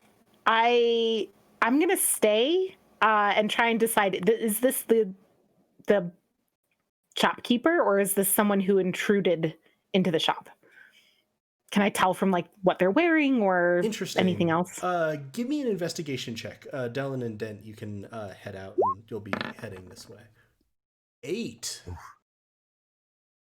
I hate that. I think you have inspiration. I do have inspiration. I'm not trying to tell you to use it. I'm using it. I just know that you can forget about it sometime. Oh no! Oh! Oh no! You get to keep the 8 at least. I'll keep the 8. When you inspire into a fumble. Sad trombone. I chant like Rachel. I do have inspiration if you wanted to. And, once Sarner gets there, this is the line of questioning I'm going to ask him anyway. So you're kind of like patting down like the person's pockets.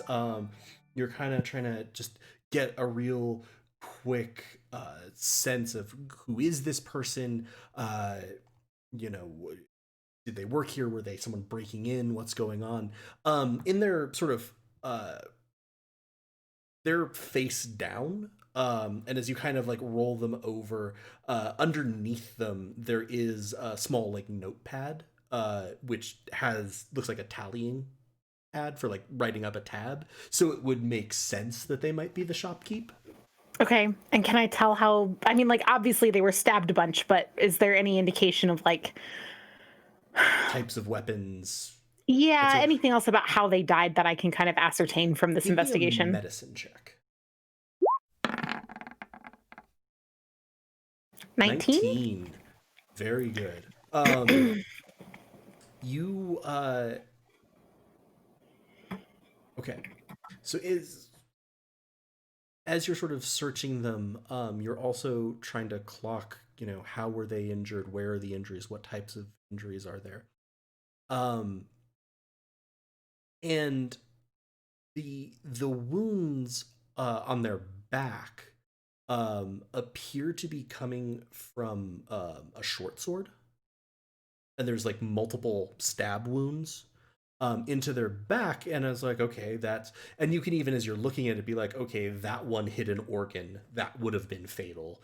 But as you roll them over and you're checking things, you see across their front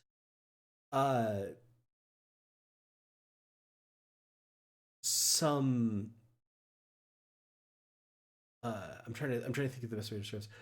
You see bruising and sort of contusions that you look at it, and with a 19, you think of the tentacles of the creatures that you saw on the ship and the kind of grasping pattern that they would have had when they grabbed Ketch, among other people.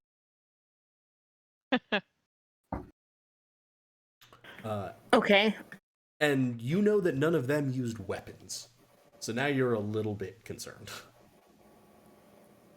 I mean, more concerned than you're a lot more concerned. Than Especially alone, like suddenly very, very scared. The papers. Anything interesting about the papers?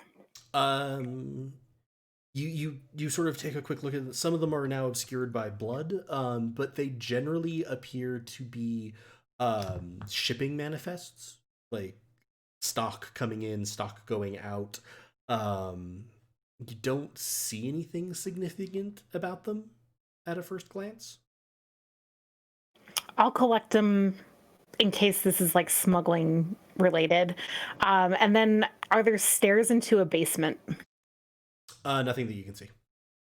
I will investigate for hidden doors or any type of anything that indicates that there might be another room or passage downward. Hidden, Downward, particularly, because like there are doors to a couple of other rooms.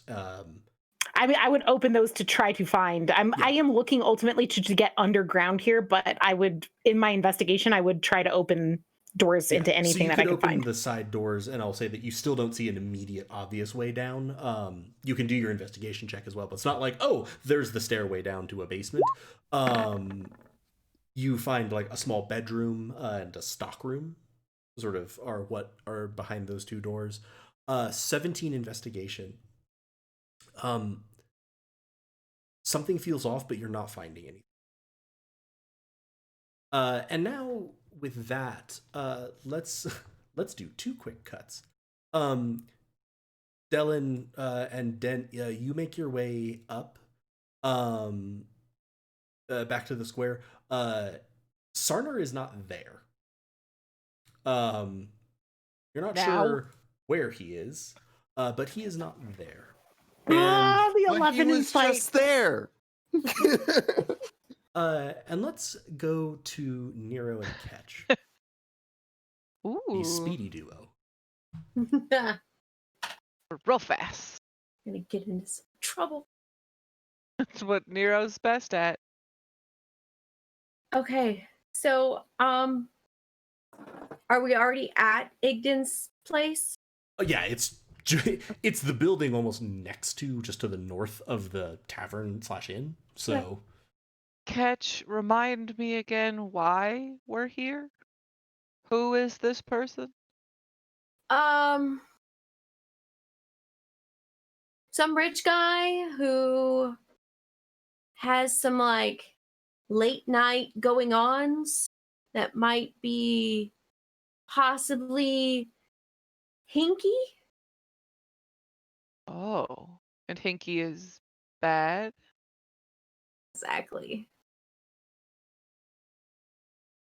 So I just thought maybe we could, check it out and ask him some questions. I'm good with questions. Yes, you are. Uh, so with that, Ketch will walk right on up and knock at the door. cool. There is no response. I'll knock again. No response. No. Are there like any windows? Is there like a window in the door? Yeah, there's sort of an inset window in the door. Am I tall enough to see it? Yeah. Okay. I'm gonna look in. Yeah. Give me a quick perception check. Oh, hold on. I gotta find my stat sheet. First time I needed it. Perception. 15. With guidance? I do have guidance. How does that work? That fell off. Is that fell off? Oh. That's why I had to sleep.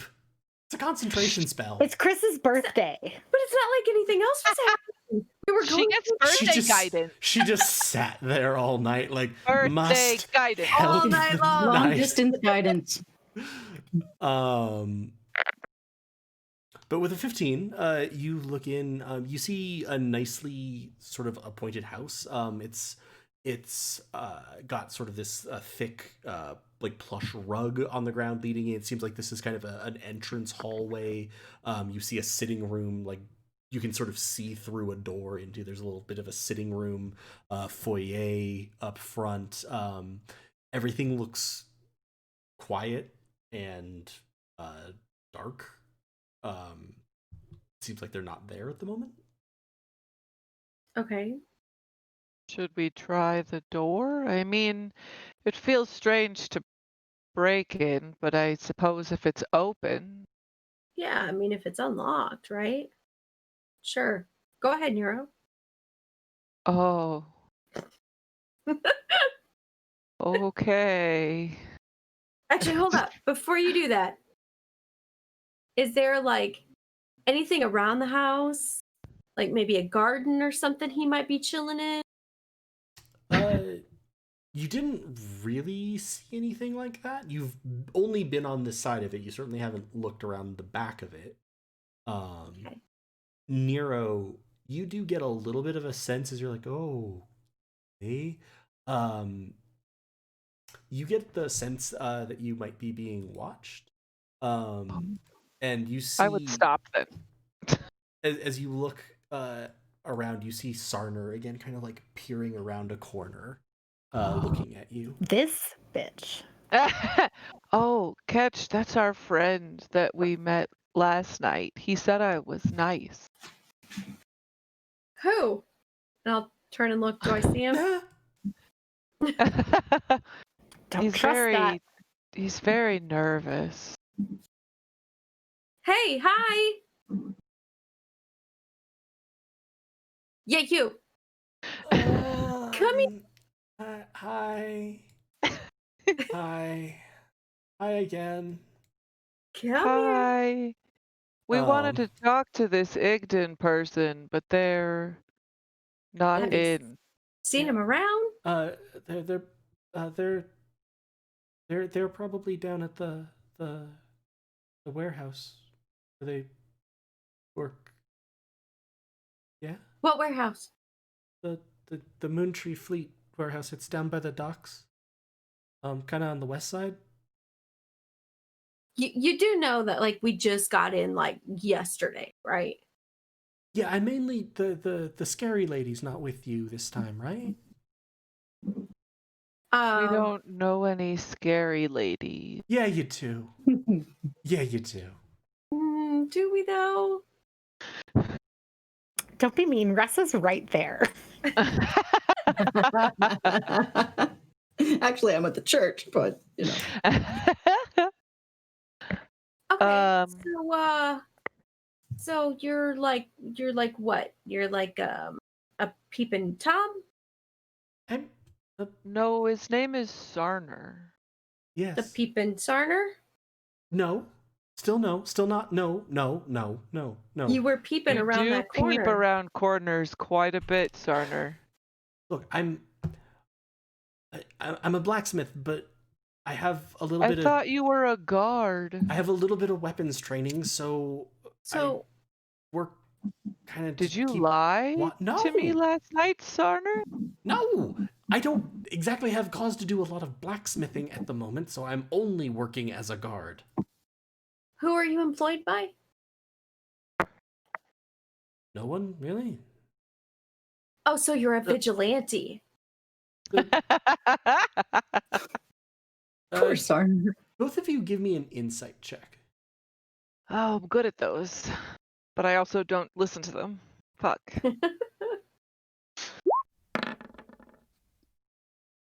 18. 18 for Catch. 15 for Nero. Nero, you're pretty sure that this... Okay. Fuck. Really hard for me to say what I would normally say. You're pretty sure that this isn't the truth. I'm not going to say you're pretty sure that he's lying, because I think it takes a lot for Nero to be pretty sure that someone is lying. You're pretty sure he's mistaken about who employs him. Catch, you are 100% sure that with that 18, you asked the question and it's like he went to answer it, thought of something, then stopped answering it and was like, yeah, no one? If that makes sense.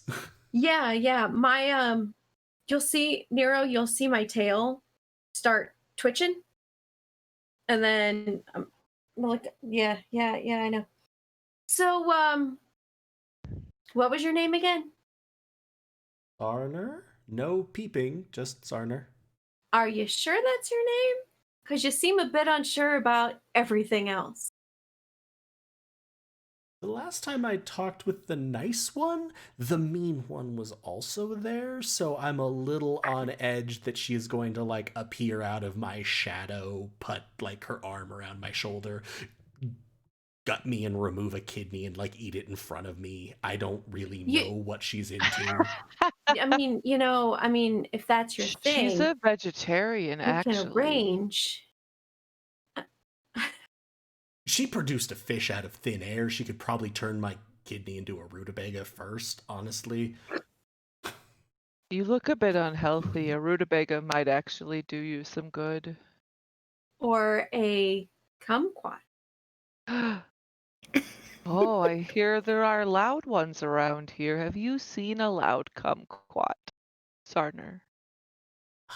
I don't even know what a kumquat is. I'm inferring from this conversation that it is some kind of vegetable. No. Or an instrument. I'm You're a not bad 100% sure inferrer. either. Oh, I tell you what, how's about you stop spying on people until you can get your story straight on who actually employs you?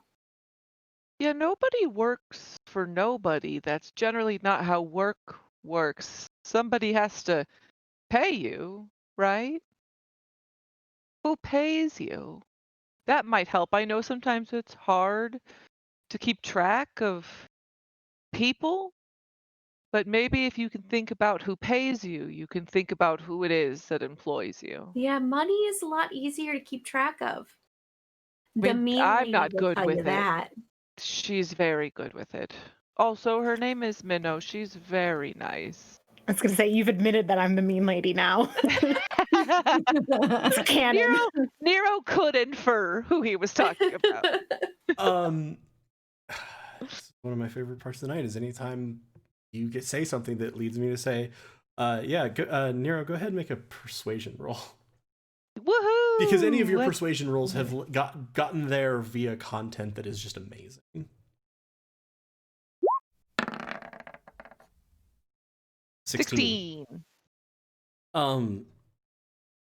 He's gonna sort of like,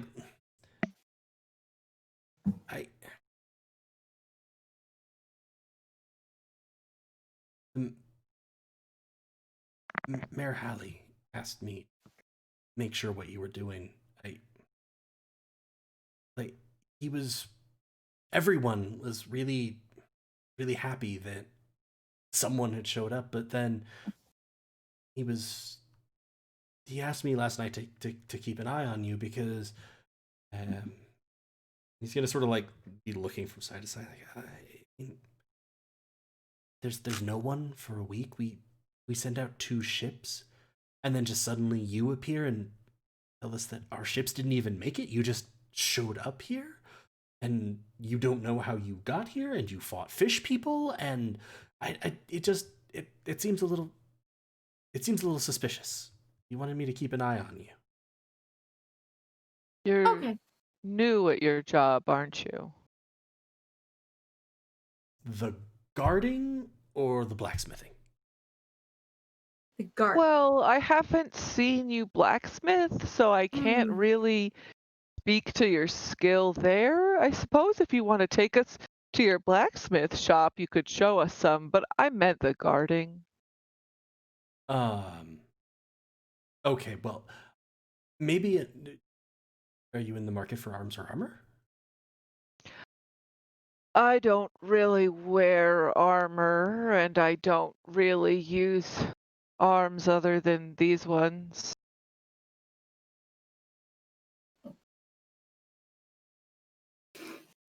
It's just you're nice. Look, yeah, if Sorry. he's gonna sort of like look at your like weapons that are strapped all over you, catch like you seem more my speed. If you're interested, it's in the main plaza. Yeah, I'm pretty new at the guarding thing. Like I said, there's not a lot of stuff to guard here on the island, and it was just I'm one of the only people who knows how to use a weapon, so I kind of got volunteered for it of just mostly keeping sailing crews that are getting drunk from getting too rowdy or breaking stuff. Never had to deal with, creatures from the deep up until now. Wasn't in the training session. Yeah, that tends to happen. So I tell you what, how about we circle back to where I said you quit spying and creeping and peeping on people? Because it's rude. You're not very good at it. And I'm sure there's other things that you could do with your time. Give me a Maybe you persuasion roll, could Catch. show us to Igdens. Give me a persuasion roll, Catch. Persuasion.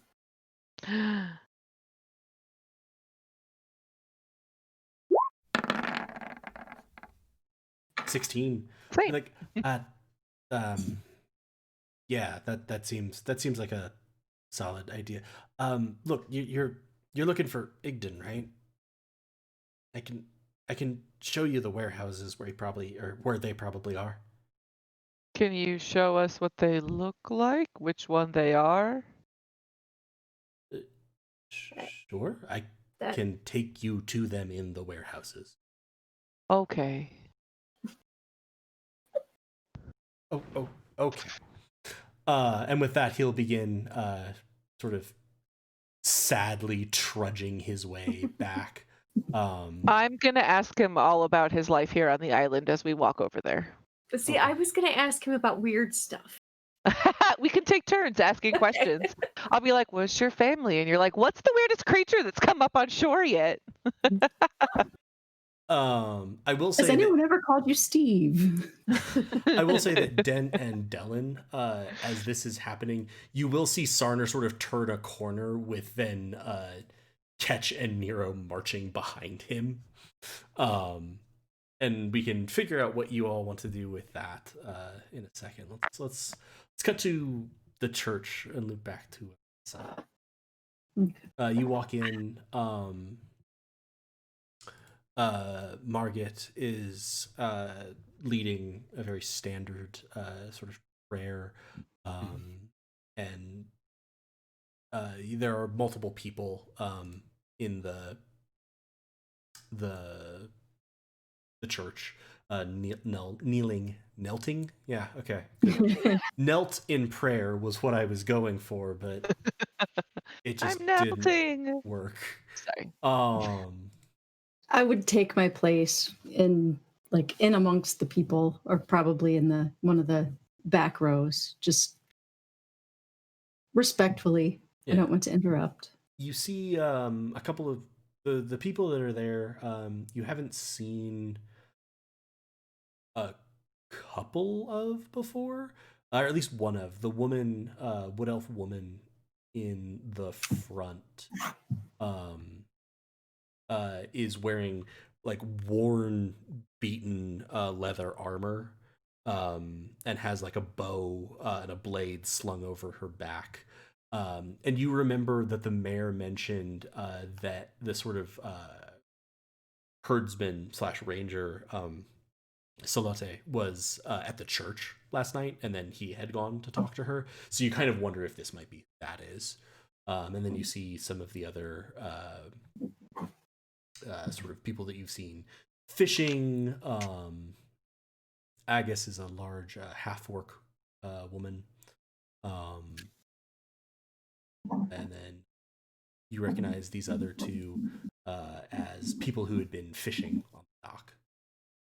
Okay. But you never really got introduced to them. You also saw them in the tavern. And yeah, so Margaret will conclude the service. And a couple are leaving. Salate and the other figure are still sort of knelt in prayer and look like they're sort of meditating at this point. And Margaret will see you like, a good morning to you. Good morning to you. Hopefully you slept well. I did, yes. Good. That's very good to hear. Is there anything I can help you with this morning? You said you might want some help. Oh, if you could perhaps help me lighting the candles across the altar. And there's sort of a long frontispiece with lots of tapers to be lit. It's like if you could, and perhaps we could talk. And she'll sort of gesture at the other two. Is like, I do not wish to interrupt your devotions, but I would like to speak to a fellow devotee of Bayan, if you wouldn't mind. And they'll sort of side. And yeah, she'll indicate there's sort of matches. Okay. I'll take them and start lighting. And You asked me that if there's any particular areas. Yes, there's. I am fond of taking walks around the island. I find it a way to clear my head and think on Bayan's teachings and feel in communion. And since this has been going on, I have not been able to walk as much, but shortly before it did, there was a spot near the north coast that felt very connected to me. I believe I could feel his presence there directly. wow. Near the north coast. How long? How long did it take you to walk there? It took me, it's hard to say all told. I had gone and talked to Mr. Lachlan first, and then it was several more hours after that, I would say, but it was a meandering walk, thinking. There's a spot along the coast where the waves hit the rocks in a sort of a wall, and it tends to spray up water. And I think that I would be very interested if you too could feel his presence there. I would love to go and see. This is Yes. It's an amazing island, and I would definitely like to find that place. Yes, yes. Question for you. Do I feel anything different? Do I feel closer to Bayan on the island at all? Or am I not kind of devout enough? Give me a religion check.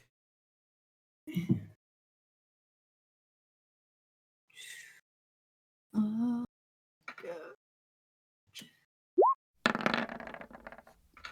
12.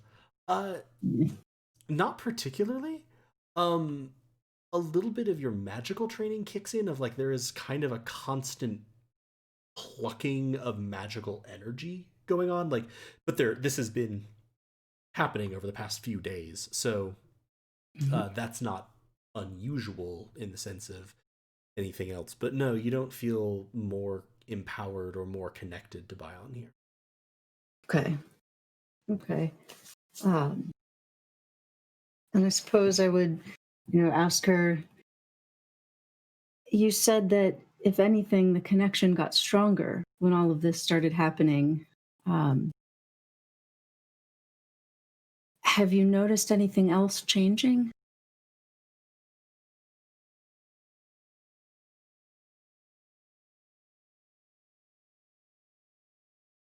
Give me a persuasion roll with advantage.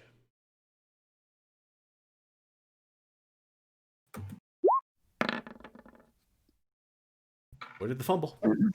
14. Yeah. Oh, damn it. I was going to say guidance. I can't. Can I give guidance to myself? I can't. I don't think I can. You can. Yeah, you can. Can I? Oh. And specify as creature you can see. You can give yourself a pep talk. Oh, well, then I would be giving myself guidance because Sure. I just thought I couldn't. So can I it doesn't apply it specify other retroactively? creature. What's that? It doesn't specify like other creature. I think Bless is one of the spells where it specifies like you can target up to 3 other creatures. Okay. But no, guidance is totally fine for you. 15. She sort of nods. She goes, I would hesitate to report this to, the hierarchy of the church, but I have wondered if what we are experiencing is, as I said, merely the world reacting to the presence of our god being here on this island. That is, I think, why I have felt more connected, and I wonder if that is why this has happened. You think Bion is the one that's bringing the storms and causing... I do not believe that is his will. I think it is that the world itself reacts to his power, and it is not Bion's will that we should suffer this. It is merely the failing of our world in the face of his power. I understand. I don't like this person. Religious fanaticism creeps me out. Oh, me too. This is hard. You're doing an excellent job of maintaining the very kind, like, understanding Ressa on the face of like, ah. Yeah, inside I'm going, wah! Is there anything that you and I could do to help smooth what's happening, do you think? Truly you care for people. You truly you embody Bion's light. Yes. I do not know, though I feel very connected. It is difficult to discern what there would be that mortals could do in the face of a god. If anything, I would suggest go to that area. See if you feel as I do. Oh, you are not gesturing at me. I was like, no, not at you. What's happening? What have I forgotten? I'm like, am I not pressing push to talk? See if you feel as I do. See if you too can feel his presence here directly, and if so, perhaps he will grant you inspiration as to what should be done. I will go, and I will see. Go with Bion's blessing, and may you find him, receive his blessing. And I would give an appropriate response. That one is not an off-the-shelf, so to speak. Go with Bion's blessing is a general parting, but the rest of it seemed more tailor-made to the situation. But yeah. Yes, thank you. And yeah, she will sort of wave and sort of resume ending the front of the church. Is there a donation tray or area? I would leave a couple gold in there. Yeah. 2 gold. And just because I like having the all together now moments, basically you're going to step out as Dent and Dellen see Sarner walking with Nero and Ketch more or less directly by you. Ressa, you also noticed that Salote was still very close to the church. She was sort of waiting on the corner. The others who had been there were heading down for fishing. So. Okay. I would look at her and, nod and see if, you know how you can tell sometimes if people are interested in talking to you, if you just... Yes, she is very much not. Okay. Her eyes sort of tighten. She'll like nod slightly. Okay. That's all I needed to know. Upon seeing Sarner, Dent would just full on sprint and Big old piece of armor just and he when he gets there, he kind of pantomimes exhaustion, and he's got his hands on his knees and he lifts his visor up and heavily exhales and then looks back forward but forgets to put his visor back down before mentioning to Sarner, Officer Sarner, there's been a tragic incident a couple days ago. It looks like there's a dead body inside of the the drum and bell, and I have no idea what happened, but Minnow's there checking it out, and there was a He's lot of with blood, us. and it smelled really bad. And hi everyone. He's with us. Okay, so there are three things that I need to have happen in here. One, Ressa, as you're sort of trying to make eye contact with Salote and sort of getting this feel, give me a quick perception check. Two, Sarner is going to be like, oh yeah, and just like pull, and like absolutely is now sprawling backwards, crawling on the ground, back and like bumping into you, Ressa. You sort of, as you're looking at Salote, feel this bump as a gnome rams into your calf, essentially. And the third thing is Dent, in your head, you hear, hey, buddy, that might have been a little bit of a miscalculation. Not criticism, just an observation. I was just doing what I was told.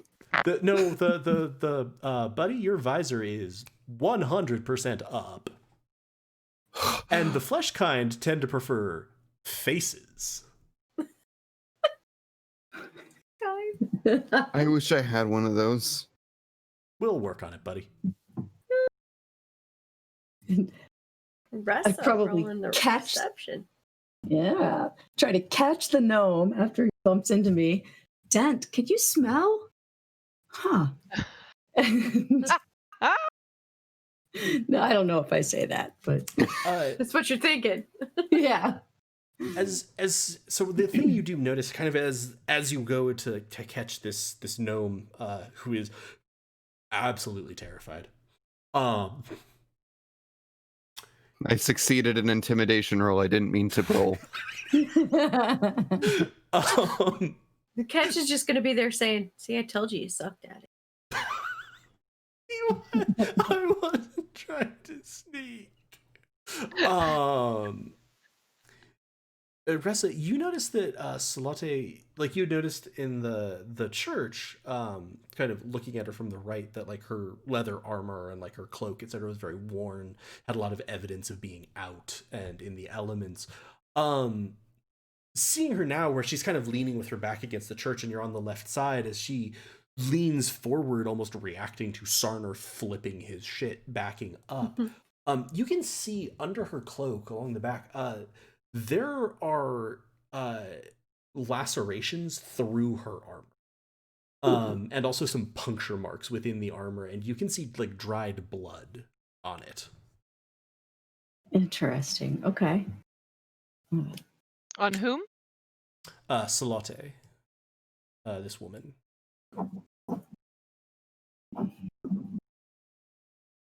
Do the lacerations look like the tentacle type, or The tentacles didn't lacerate, though the claws Okay. did. The tentacles just grabbed and like crushed. got it. Okay, but the claws, it could be.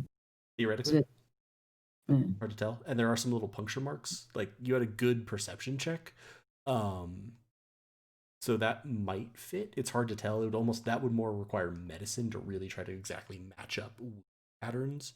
You've more noticed, and I would say that within your perception, and maybe this is also one of the key things, that is an amount of dried blood that it would be weird to not be favoring your side more, to not be paying more attention to. You probably would have changed your armor and had it repaired. Like, it's not offering much protection on her left flank. Okay. At this point, stand the gnome up and Oh my god, you're all monsters. Hey. Not you. You're nice. well, thank Whoa, you. whoa, whoa! You threatened me. You're generally nice to me. You seem okay. That's a monster. And the one that apparently is standing over a dead body is also very mean. You have Hey. a very small mindset. I am gonna a gnome. thump you I am literally small. in your nose. What? I'm gonna thump you in your nose. You apologize to him right now. You are not changing my mind about you all He's being not a scary. monster. Just because he's different from you does not mean that you need to be rude. I think, folks, we've got some other things to deal with. Apologize Catch now, is gonna take like 2 steps Catch closer to said. him. I'm gonna cast Charm Person on him. Oh, jeez. Oh my god. Oh, they know you do that afterwards.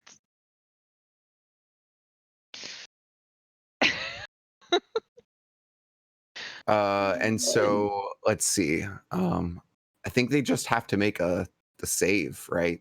Wisdom save? A whiz save. And I could give you guidance on this one. Is it a wizard? No, they have to make a save. Is it wisdom or charisma? Yeah. Can you Oh, give yeah, them okay. negative guidance? Negative guidance.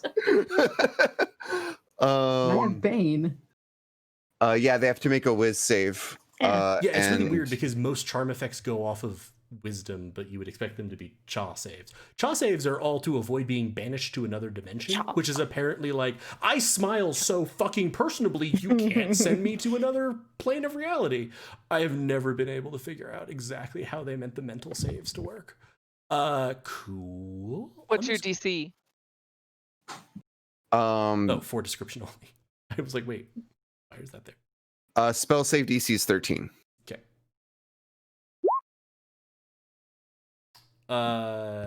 16. Gnomes have advantage on resisting magical effects. Like, oh, okay. Nero, could you give me a persuasion or, I don't know, you started to sound angry, intimidation, if you want. It's your choice. Go with what you feel you are doing more of. Wait, did he save? Yes. Yeah. Did. Oh, it's 14 plus something? 14 plus 2 was 16. And Oh, also, I see. if he met the DC, I just missed the if he plus met 2. the DC, he made it. So.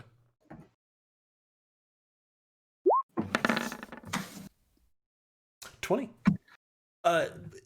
He's not affected by the spell, but he also doesn't quite seem to notice that you cast something on him, Den. But he's gonna sort of back up and like he does respond to you, Nero. You're like, calm down, apologize, and he's like, I'm sorry. I didn't mean to be rude. I was very startled. These are very stressful times. I am sorry. He's going to sort of pivot back to you, Nero. Would you still like me to take you to the warehouse? Oh, no. Wait, no. Body. That probably takes precedence. Is that Yeah, okay? we should all go investigate a body.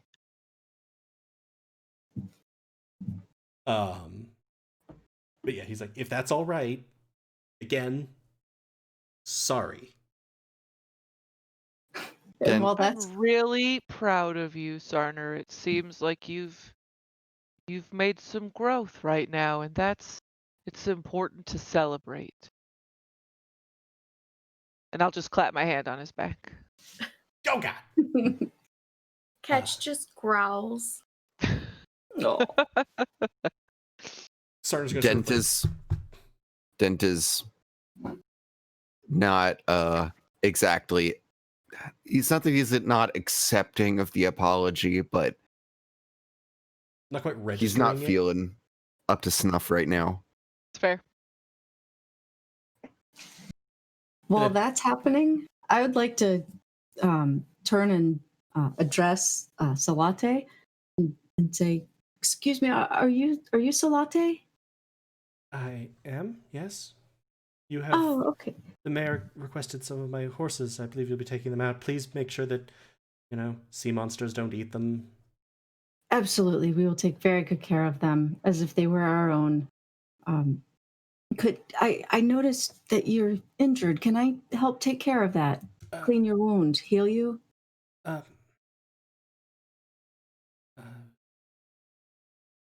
No, I think I will be fine. It would be no trouble. No, I appreciate it, but I will. I wanted to pray and Margit has already helped me, and I was going to pay Liba a visit, the town healer. Do not worry. I'm sure she will be able to address it. All right. Well, I'll check back in with you maybe later, and just to make sure. 'Cause, you know, Yes, thank you. and you're sure you're all right. Yes. Can I ask what happened? They look like ugly, harsh wounds. I was, I do not know precisely what happened. I was down by the shore fishing and heard a shout to my right, and I turned to see someone being pulled into the surf, and then the next thing I knew, I felt pain on my side. The creatures. I assume so. Yes. I'm very glad you weren't hurt anymore. They were, we had to fight some off on the way here, and it certainly wasn't easy. Dent with an 11.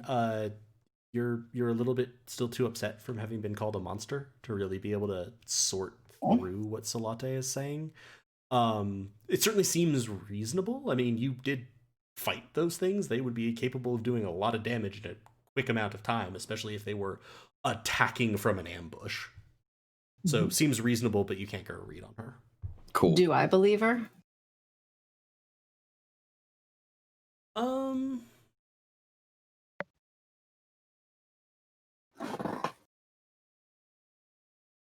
I would say passively, you get that she is being careful with what she says. She is, this isn't an, oh my god, those monsters popped out of the water and hit me, like where that just sort of flows naturally. She's being much more careful. You could give me an insight check if you want to try to dig deeper into any specific feeling or what that would be.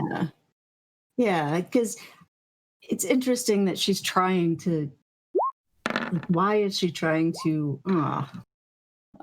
You also may have inspiration. Oh, I do, don't I? Guidance? I do. And oh my god, I'm the worst cleric ever. So, okay, inspiration with guidance. And there's insight, and then the D4. Yeah. Oh, I think I'll leave it at. Oh, why not? It's a free D4. Yeah, 27. What? Nice. Very interesting. 27 for insight. I inspired There are a few things about this that you initially noticed that she was being careful with what she said, and now with that 27, you're able to dig into maybe a little bit of like what you feel as motivations.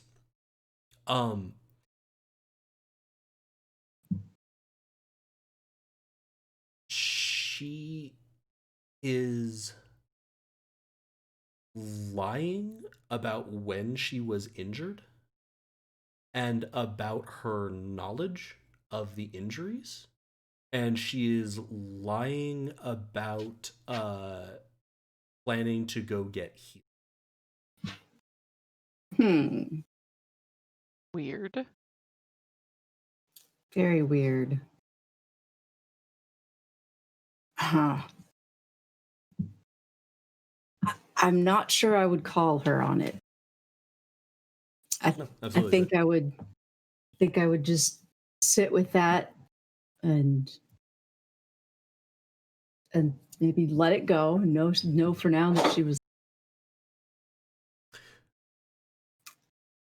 I'm also trying. Okay, that's a 27. That is very. Even though Is she undead?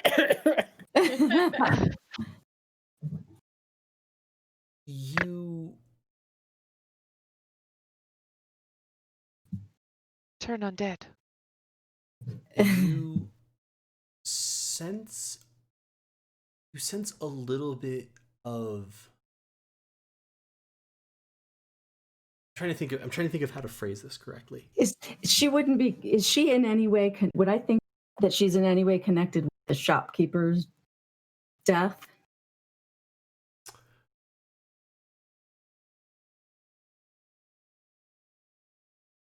Interesting.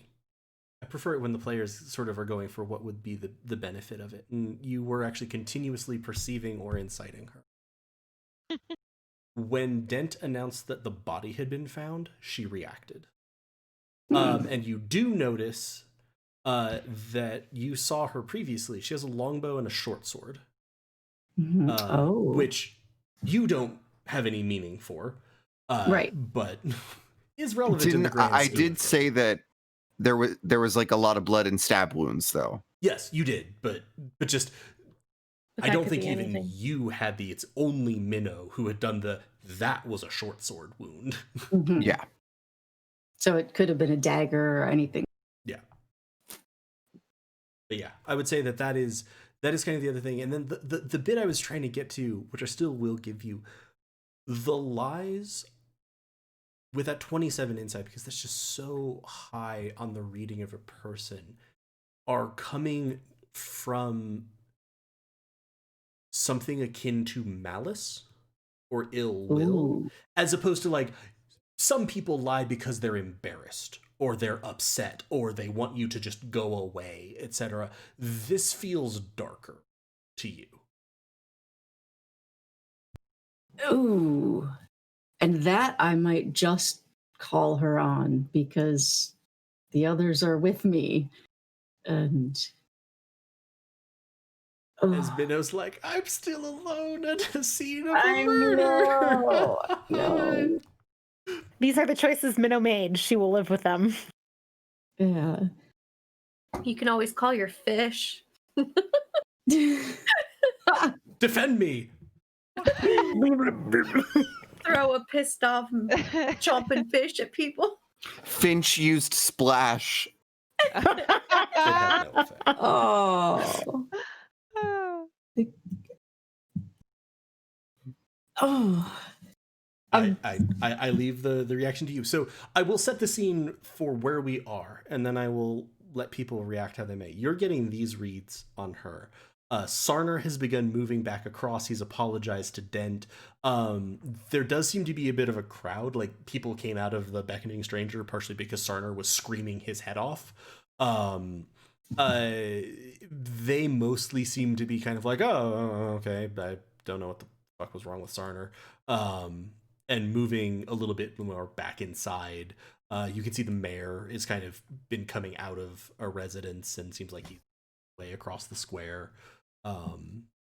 So that is kind of where we are. One more question. Is the malice directed at me for probing her with, like, talking to her and asking questions? Or is it else, directed, coming from somewhere else?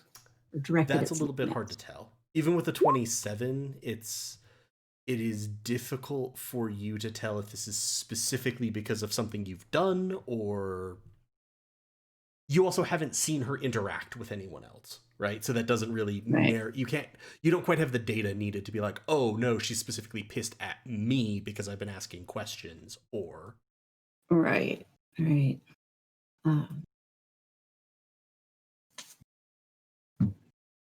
Okay.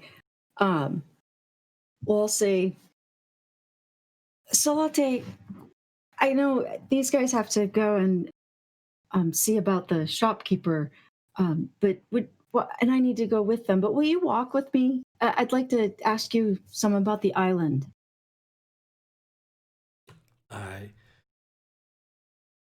and you sort of see her eyes narrow for a second. Like, no, I do not wish to be rude, but I must attend to my flocks. I understand. Maybe we could talk later on. Yes, of course. Then And- I'll leave it at that. And with that, she's actually going to start heading out of town. And you can see sort of at the edge of town here, there is a horse tied up, and she's going to get on that. Can I ask a quick reminder of who this woman is? The only information most of you have is that she was the one that the mayor was going to see about the horses. Okay, thank you. And Ressa has gotten more of the sense of, like, it seems like, yeah, she's probably the ranger, herder. Like, it seems like she just mentioned tending flocks. So it would make sense that, she probably also is, like, mildly the stable master, etc. Mhm. The outdoorsy one. Okay. Mhm. Okay. And I think with that, you all will begin traipsing after Sarner back to where Minnow is still frantically searching for a trap door or something else to lead to the basement, while also wondering how the hell it can be that hard to find Sarner, Yeah. who is spectacularly bad. Definitely like the anxiety just like ramping. And I think with that, we will wrap here for the night. Son of Oh. Nice. Oh gosh. I mean, honestly, Oh. like she sent Dellen and Dent to go find someone. So like, This is true. Those are the choices Minnow made. To find Those Sarner. were the choices. You know, it was supposed to just be like a Dellen go fetch Sarner, and then like Sarner was like creeping, and like, you know, Dellen You was kind like, of come assumed he was on. going to smack into him, like turning the corner, be like, "Oh, found him." Yeah, that's exactly what Minnow thought would happen. Yep. But it was not to be. Nope. Nope. Thank you so much, everyone, for tuning in, for watching. Hope you enjoyed it. Like I said, coming up next week on Tuesday, I believe we're going to try to have a playtest of Adventures in the Void. I'm not 100% sure on that. I need to check with scheduling. Wednesday, we will have Cirque du So Scary, DM'd by Rachel, with Chris playing in it as well.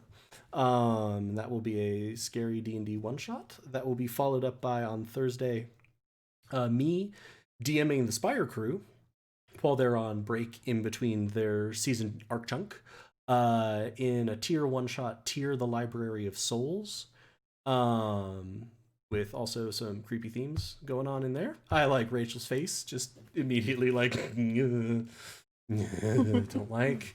My brain immediately went to the library in Doctor Who and how horrifying those episodes Two were. shadows. Mm. Shadows. yeah, It's good shit. my brain immediately went to the really, really long Dungeons and Dragons pun about a bookworm being in a library. It was fucking great. And then on Friday, we will have, moving on from all of that and the facial expression that Rachel continues to make, on Friday, we will have Fates of Rin, in which the family deals with, Clem. Although they're not really dealing with Clem. They're I largely... just meant I was in it. They're Yeah, I not know, but dealing you with like me. pointed I'm at it, and so I'm just amazing. like, I'm going to follow this line of reasoning. Deal with me, Clem. Deal with Clem. No, that's not right. Deal with more of Stormbringer's past and backstory. It's been a really great time. Lena and Rachel have been killing it with the backstory and with the interactions around that. And we also get to deal with the fallout of Burbage's decision to steal some shit from a tent. Puzzle box. But we need to wrap up with another Mad Libs. We're do. absolutely going to wrap up with another Mad Libs. Just as a quick reminder, you can use !Discord in the chat, join our Discord, hang out with us more, get more programming updates. You can follow us on Twitter @HelpfulGoat. And you can check out our YouTube archive at helpfulgoatgaming.com. Down below in the Twitch description or in the YouTube video description, you can find links to our podcasts, which you can get wherever you prefer to get your podcasts. We have two feeds, Goats and Dragons, which features primarily the Fates of Rin campaign, and also our Dom and Dragons playthrough, where we play D&D with Dominic Monaghan. And Helpful Goat Presents, which features all of the tier stuff, last year's spooky one-shots, and a bunch of other things. And now I will turn it over to where I am still the birthday girl, Chris, for an outro Mad Lib produced by the chat. Yes. Misaligned alignments. Every character walking on 13 legs in D&D, has an alignment. Their alignment is made up of 2 teeth, a morality, good, evil, or salty, and their attitude toward the bats of society, lawful, chaotic, or crispy. Whoa. Neutral Crispy dragons are the most flexible. They tend to play the devil's donut and not take sides. Characters with bloated alignments will explode each other, while contrasting alignments will fight like rats and dogs. If you have a lawful and portly paladin in the group of chaotic toes, you know that paladin will be an anxious knife maker. Each background suggests certain goats, but at the end of the wolf, a humanoid alignment is a moral choice, and they all have itchy will. I like good, evil, or salty. I like to be salty crispy. That Yeah, can I was be gonna nice. say, so you could be crispy salty? Yeah, like holy crap, that is the best alignment. I'm a chip. Wait, and I'm trying to remember what that would actually be the equivalent of. It would be, A chip. well, no. I know, I'm just being a dick. A crisp. Was it chaotic neutral? The potato chip? Crispy, salty. That's. I think that's fair. Or is Yeah. it true neutral is potato It's chips? You know what? It's True just- neutral is Oh, peanut don't butter. try to make it anything else. It's crispy salty. Crispy salty. True neutrality means you are crispy salty. Okay. Yeah. Thank you so much to everyone in the chat. Thank you so much to everyone playing. I had a wonderful time. Hope you all did as well. From all of us here at Helpful Goat, have a wonderful evening. Stay safe. Be well. Be kind to yourself and to each other. Happy Go birthday, vote. Chris. Happy Wish birthday, Chris a happy Chris. birthday. Happy 'cause that birthday, is Chris. incredibly Happy birthday, important. Chris. Almost And as good night, important as voting. everyone. And good night. Bye.